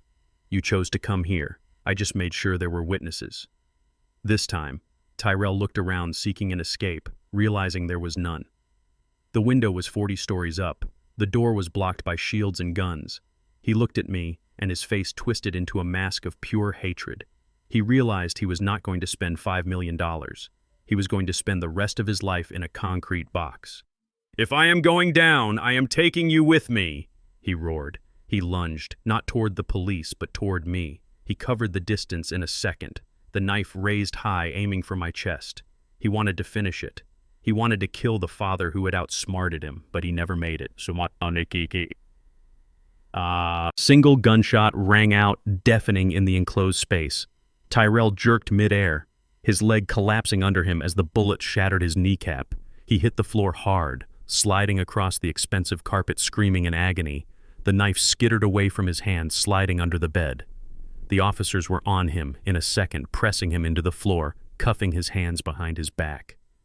Tyrell thrashed and howled, spitting curses at the ceiling, at the police, at the world. Why, he screamed, looking up at me as they dragged him toward the door. "Why did you do this? Why do you have everything and I have nothing? You are rich. You could have just given me the money. Why do you hate me?" I stood up, walking over to where he lay bleeding on the floor. I looked down at him, feeling the weight of 25 years of sorrow lifting off my shoulders. I did not feel hate. I felt a profound emptiness, the absence of the love I had once held for him. "I do not hate you, Tyrell," I said, my voice quiet but carrying over his screams. "I pity you. You think you have nothing because I did not give you money. You have nothing because you are empty inside.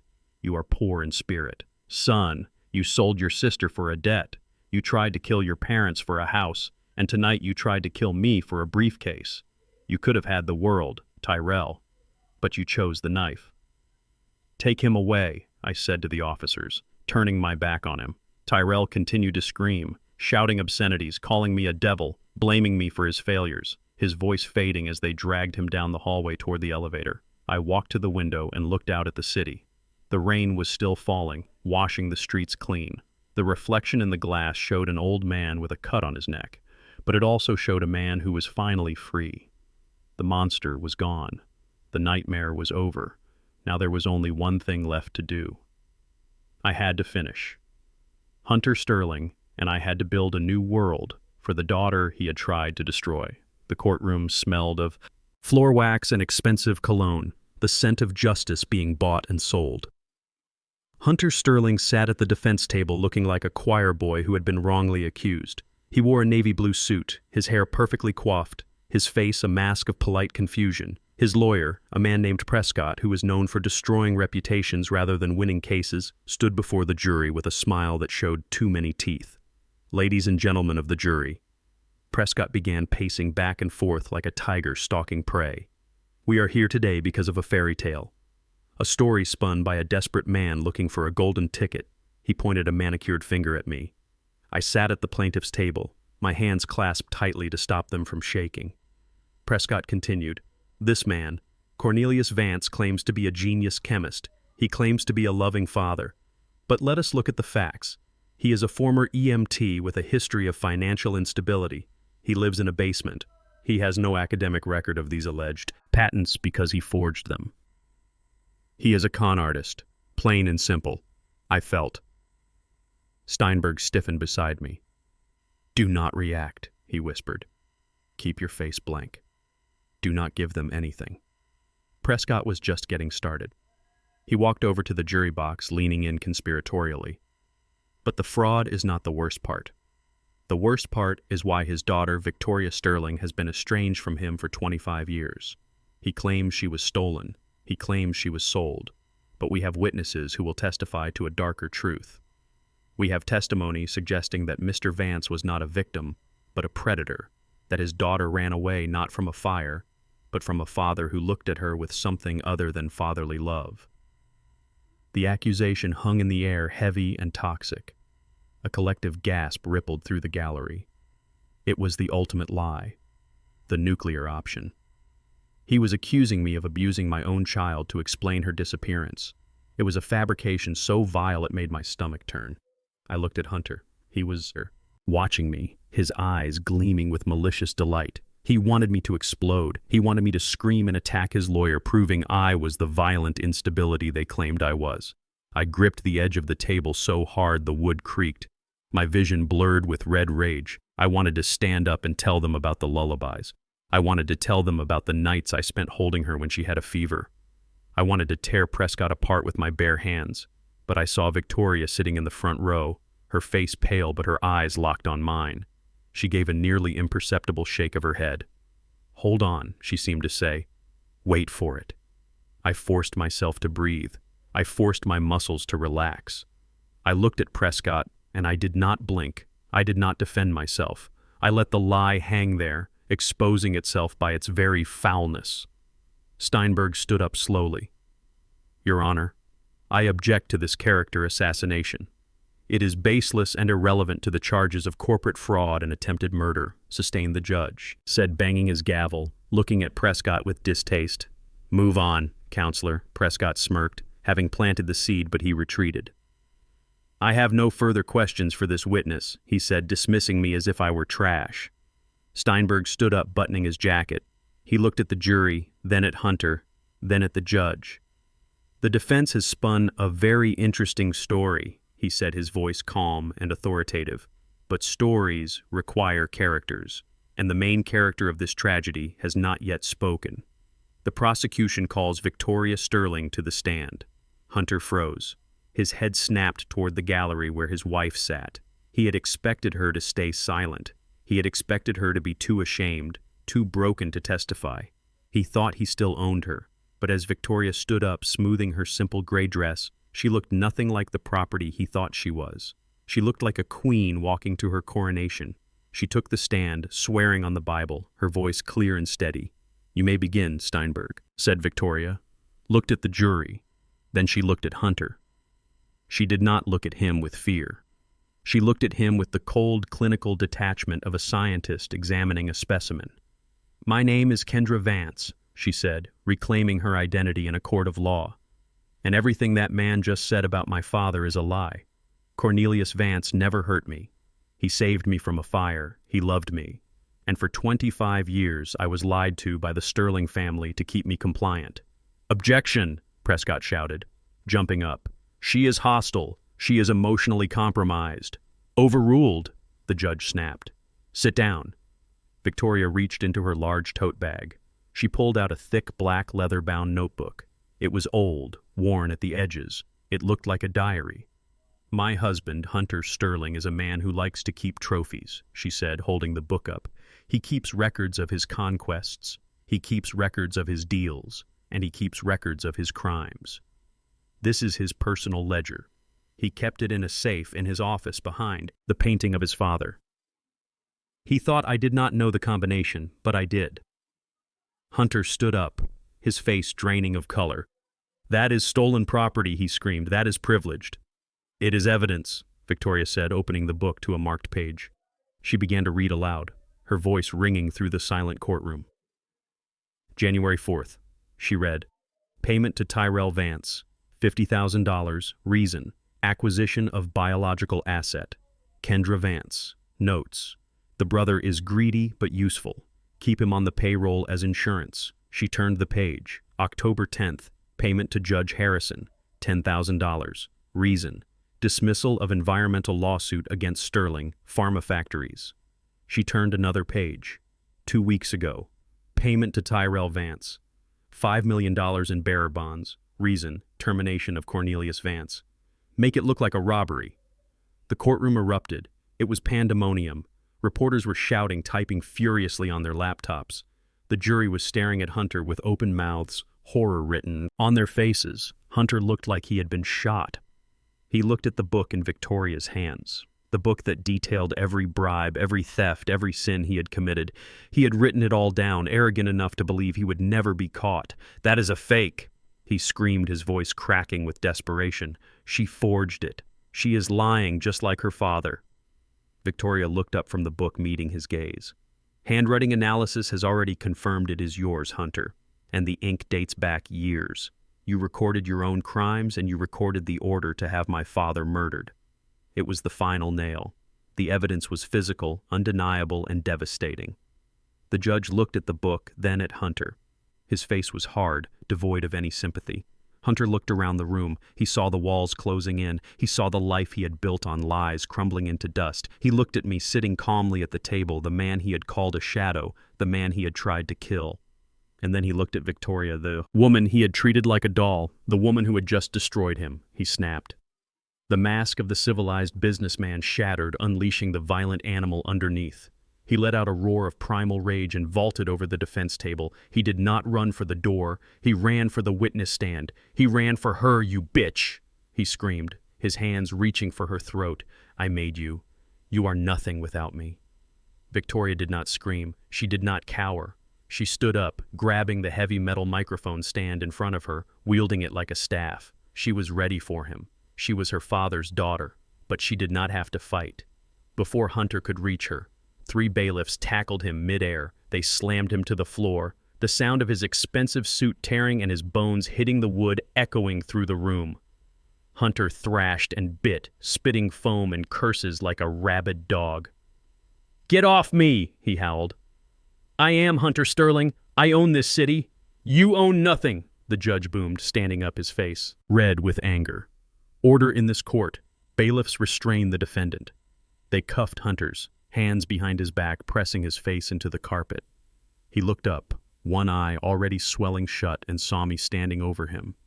I looked down at the man who had ordered my death, the man who had stolen my daughter, the man who had laughed at my poverty. "It is over, Hunter," I said quietly. "The bill has come due." The judge banged his gavel, the sound like a gunshot, silencing the room.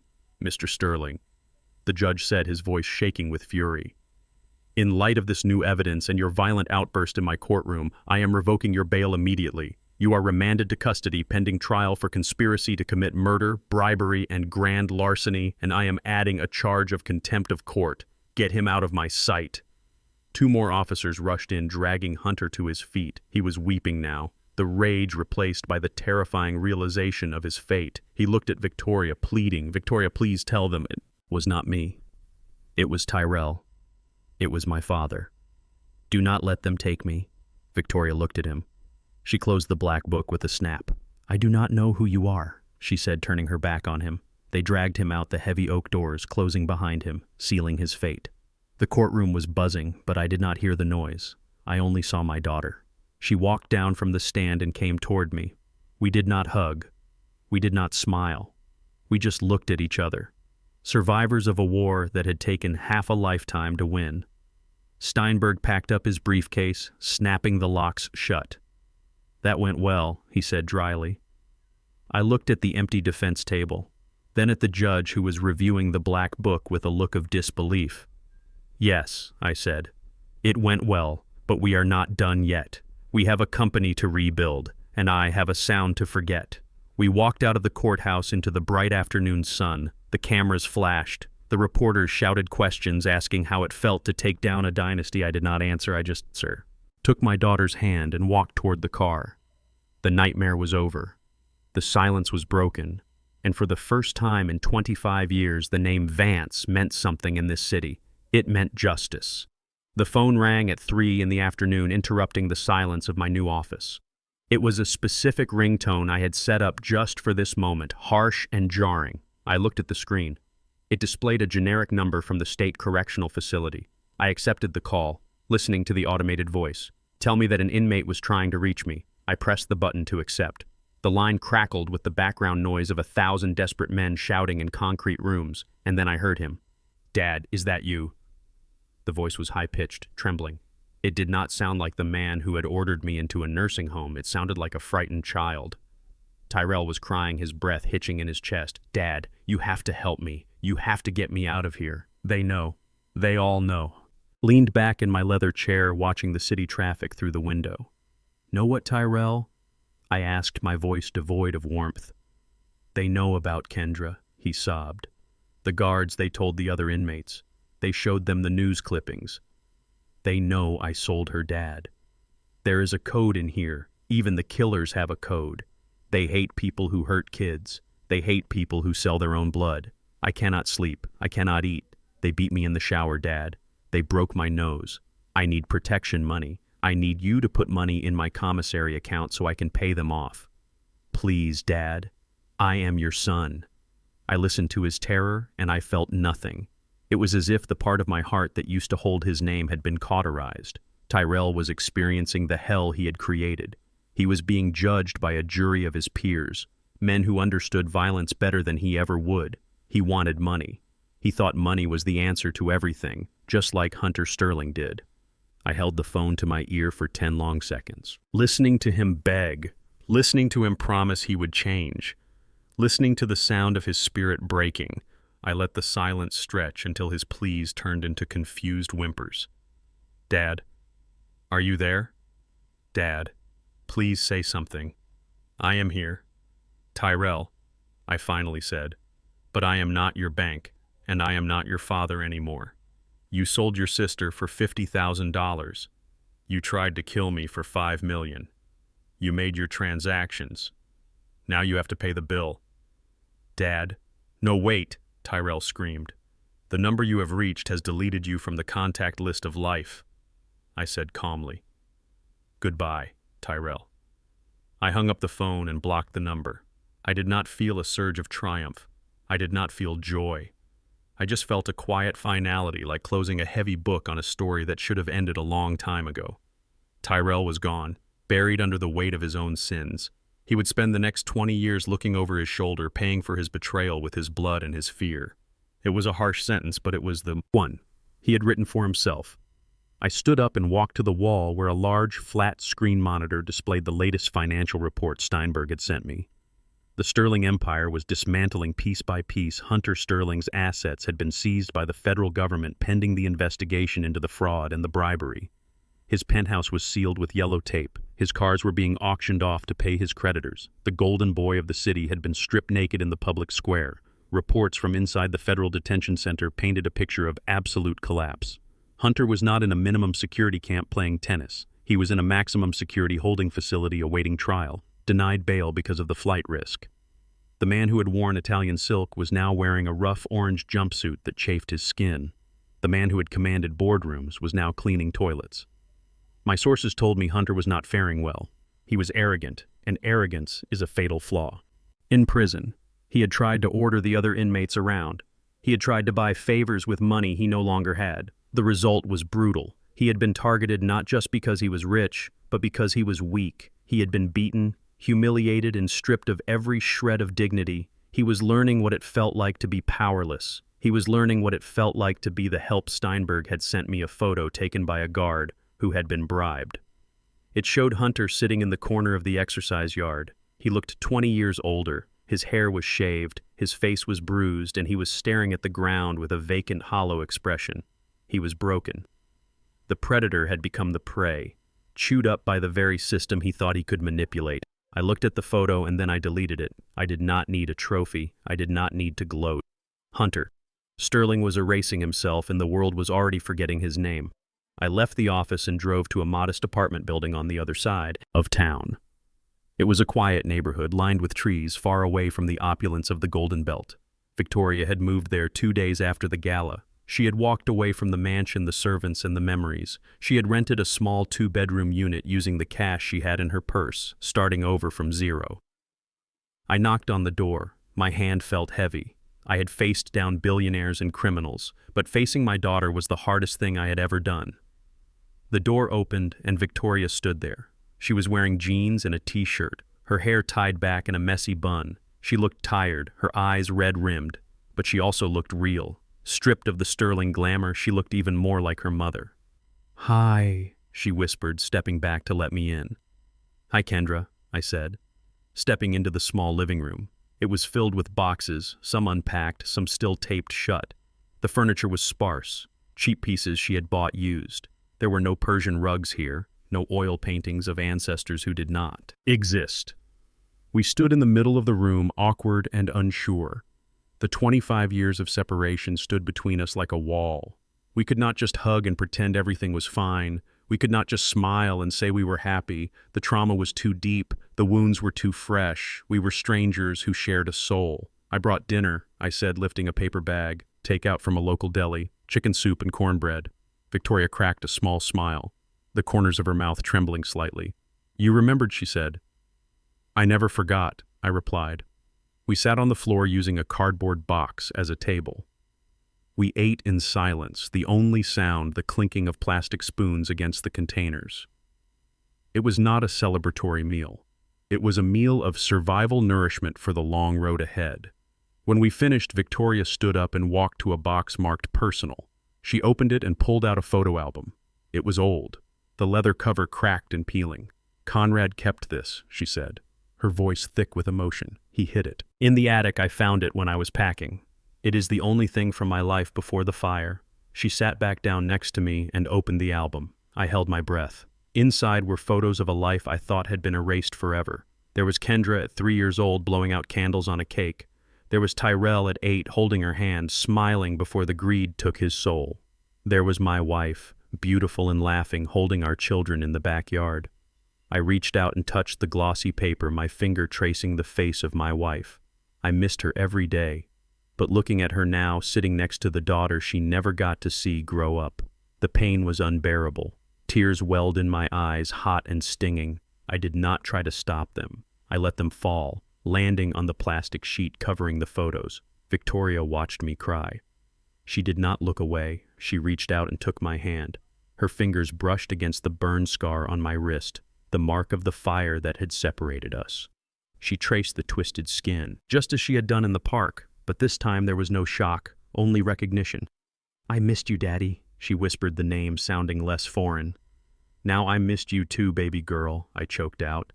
"I looked for you. I swear I looked for you. I know," she said, squeezing my hand. "I know." We sat there on the floor of that small apartment for hours. We did not speak much. We just looked at the pictures, turning the pages of a history that had been stolen and reclaimed. We cried together, grieving the lost years, the lost innocence, the lost brother. But as the tears fell, they washed away the lies. They washed away the sterling name. They washed away the fear. Healing was not going to be a straight line. It was going to be messy. It was going to be hard. There would be nightmares. There would be anger. But as I looked at my daughter, her head resting on my shoulder, her hand in mine, I knew we would make it. We were Vances. We survived fire. We survived betrayal. And now we were going to survive the peace. The war was over. The rebuilding had begun. And for the first time in 25 years, I was not just Cornelius the EMT, I was Cornelius the father. And that was the only title that mattered. The real estate agent was a man named Prescott, a distant cousin of the lawyer who had tried to destroy me in court. He walked through the halls of the Sterling estate with a look of reverence, touching the silk wallpapers and the gold leaf molding as if he were in a cathedral. He did not see a crime scene. He saw a commission. He stopped in the center of the grand foyer, right where Hunter had thrown the money in my face weeks ago, and spread his arms wide. "Mr. Vance," he said, his voice dripping with false charm, "this property is a masterpiece. The market is hot right now. We can list it for $40 million. If we stage it correctly, if we highlight the history, we can start a bidding war. The Sterling name still carries weight despite the recent unpleasantness." I looked at him. Then I looked at the portrait of Conrad Sterling that still hung above the fireplace, staring down with dead-painted eyes. I did not see a masterpiece. I saw a mausoleum built on stolen genius and sold children. I saw the walls that had imprisoned my daughter for 25 years. I walked over to the fireplace and took the painting down. The frame was heavy gilded gold. I let it drop. The canvas tore as it hit the marble floor, the sound echoing through the empty house. "There will be no bidding war," I said, turning back to the horrified agent. "And we are not highlighting the history. We are erasing it," Prescott stuttered, looking at the ruined painting. "Mr. Vance, I do not understand. You are throwing away millions." "I am investing millions," I corrected. "I am selling this property today to the city for a fraction of its value. They are going to bulldoze it, Prescott. They are going to tear it down stone by stone, and on this land they are going to build the Vance Community Health Center. It will be a free clinic for the people. This city forgot the people." "Like me before I put on this suit?" The agent's jaw dropped. "You cannot be serious. You are practically giving it away." "I am not giving it away," I said, walking toward the door. "I am paying a debt. This house was bought with money stolen from my family. Now the land will serve the families who actually need it. Get the paperwork ready. Prescott, I want the demolition crew here by Monday." I walked out of the mansion, and I did not look back. I did not feel a sense of loss. I felt the lightness of a burden finally being put down. The Sterling legacy was over. The Vance legacy was just beginning. I got into my car and drove away from the Golden Belt, heading back to the neighborhood where the air smelled of exhaust and hard work. The neighborhood where I belonged. 6 months later, the smell of lavender and money was gone, replaced by the sharp, clean scent of antiseptic and floor wax. The Vance Community Health Center was not a palace. It was a functional brick building filled with light and noise. The waiting room was packed, not with socialites and diamonds, but with mothers holding feverish babies, construction workers with cuts on their hands, and elderly men who could not afford their insulin. I stood in the observation window looking down at the triage bay. I was not wearing my Italian suit today. I was wearing a white coat, my name embroidered over the pocket. Dr. Cornelius Vance, Director. It was a title I should have had 40 years ago, but it felt better earning it now. Below me, a nurse was tending to a young boy with a broken arm. She was efficient, calm, and kind. She spoke to the boy in a soft voice, making him laugh, even as she set the bone. She wore blue scrubs, her hair tied back in a practical ponytail. She looked tired, but her eyes were alive, burning with a purpose I had never seen in the eyes of Victoria Sterling. The heiress, it was Kendra. My daughter. She had traded the red dresses and the galas for 12-hour shifts and comfortable shoes. She had gone back to school using the money from the settlement to get her nursing certification. She was a natural. It was in her blood. I walked down the stairs and entered the triage area. Kendra looked up and smiled. It was a real smile, not the practiced grimace she had worn for Hunter Dad, she said, wiping her hands on her apron. "We are running low on antibiotics in Bay 3, and Mr. Jenkins in Bay 4 is asking for you," he says. "He only trusts the doctor with the beard." I smiled back, patting her on the shoulder. "I will handle Jenkins. You take a break. You have been on your feet for 10 hours, Kendra." "I am fine," she said, turning back to her patient. "I like it here, Dad. It is real. No one is lying to me. No one wants anything from me except help. It feels good." I watched her work, feeling a lump in my throat. This was the victory. Not the money. Not the prison sentences for our enemies. This was the victory. My daughter was free. She was building a life with her own hands, just like I had always wanted. I had not just saved her from the fire, I had saved her from the ashes of the Sterling Empire. I went to see Mr. Jenkins, an old man from the neighborhood who reminded me of myself before the change. He gripped my hand, grateful for the care, grateful that someone was listening. I treated him not as a charity case, but as a man. That was the rule in my clinic. Everyone got dignity. It was the one thing that cost nothing but was worth everything. The day wore on, a blur of patience and problems. We solved what we could. We comforted those we could not. It was hard work. It was exhausting, but it was honest. As the sun began to set, casting long orange shadows across the clinic floor, the radio at the nurses' station crackled to life. It was the emergency band, the frequency used by the city dispatch. I still listened to it out of habit, a remnant of my days in the ambulance. Usually it was just background noise, car accidents, heart attacks, the daily rhythm of city tragedy. But then a code came through that made the room go silent. Dispatch to all units. We have a code red at the State Correctional Facility. Inmate injury, stabbing in the showers, multiple wounds, heavy blood loss. requesting immediate transport to the nearest trauma center. I froze. The state correctional facility. That was where Tyrell was being held. I walked over to the radio, turning up the volume. Kendra stopped what she was doing, her face going pale. She looked at me, her eyes wide. "Dispatch copy that," the paramedic voice replied. "Can we get an ID on the inmate?" Affirmative. Inmate number 7845, Vance Tyrell assault with a deadly weapon. Patient is critical. ET. 10 minutes. The name hung in the air, heavy and toxic. Tyrell. My son. The boy who had sold his sister. The man who had held a knife to my throat. He was bleeding out on a prison floor, reaping the violence he had sown. Kendra looked at me. "Dad," she whispered. "Do you want to go? You are the closest doctor. You could meet the ambulance." I looked at the radio, listening to the static. I thought about the little boy I had taught to catch a baseball. I thought about the teenager who had burned down our house. I thought about the man who had looked me in the eye and told me to die. I felt a flicker of the old instinct, the fatherly need to protect, to save. But then I looked at the scar on my wrist. I looked at Kendra standing there safe and strong. I looked at the clinic I had built, the sanctuary for the people who actually deserved help. Tyrell had made his choices. He had chosen the knife. He had chosen the money over the blood. He had declared that our relationship was a transaction and the bill had come due. I reached out and turned off the radio. The silence that followed was not empty. It was peaceful. "Dad," Kendra asked again, her voice uncertain. "What are we going to do?" I looked at the clock on the wall. It was 6:00. The clinic was closing. The staff was packing up. "We are going to dinner," I said, my voice steady and final. "There is a new Italian place down the street. I hear they make good lasagna." Kendra stared at me, searching my face for hesitation, for guilt. She found none. She saw only the resolve of a man who had finally learned the difference between family and biology.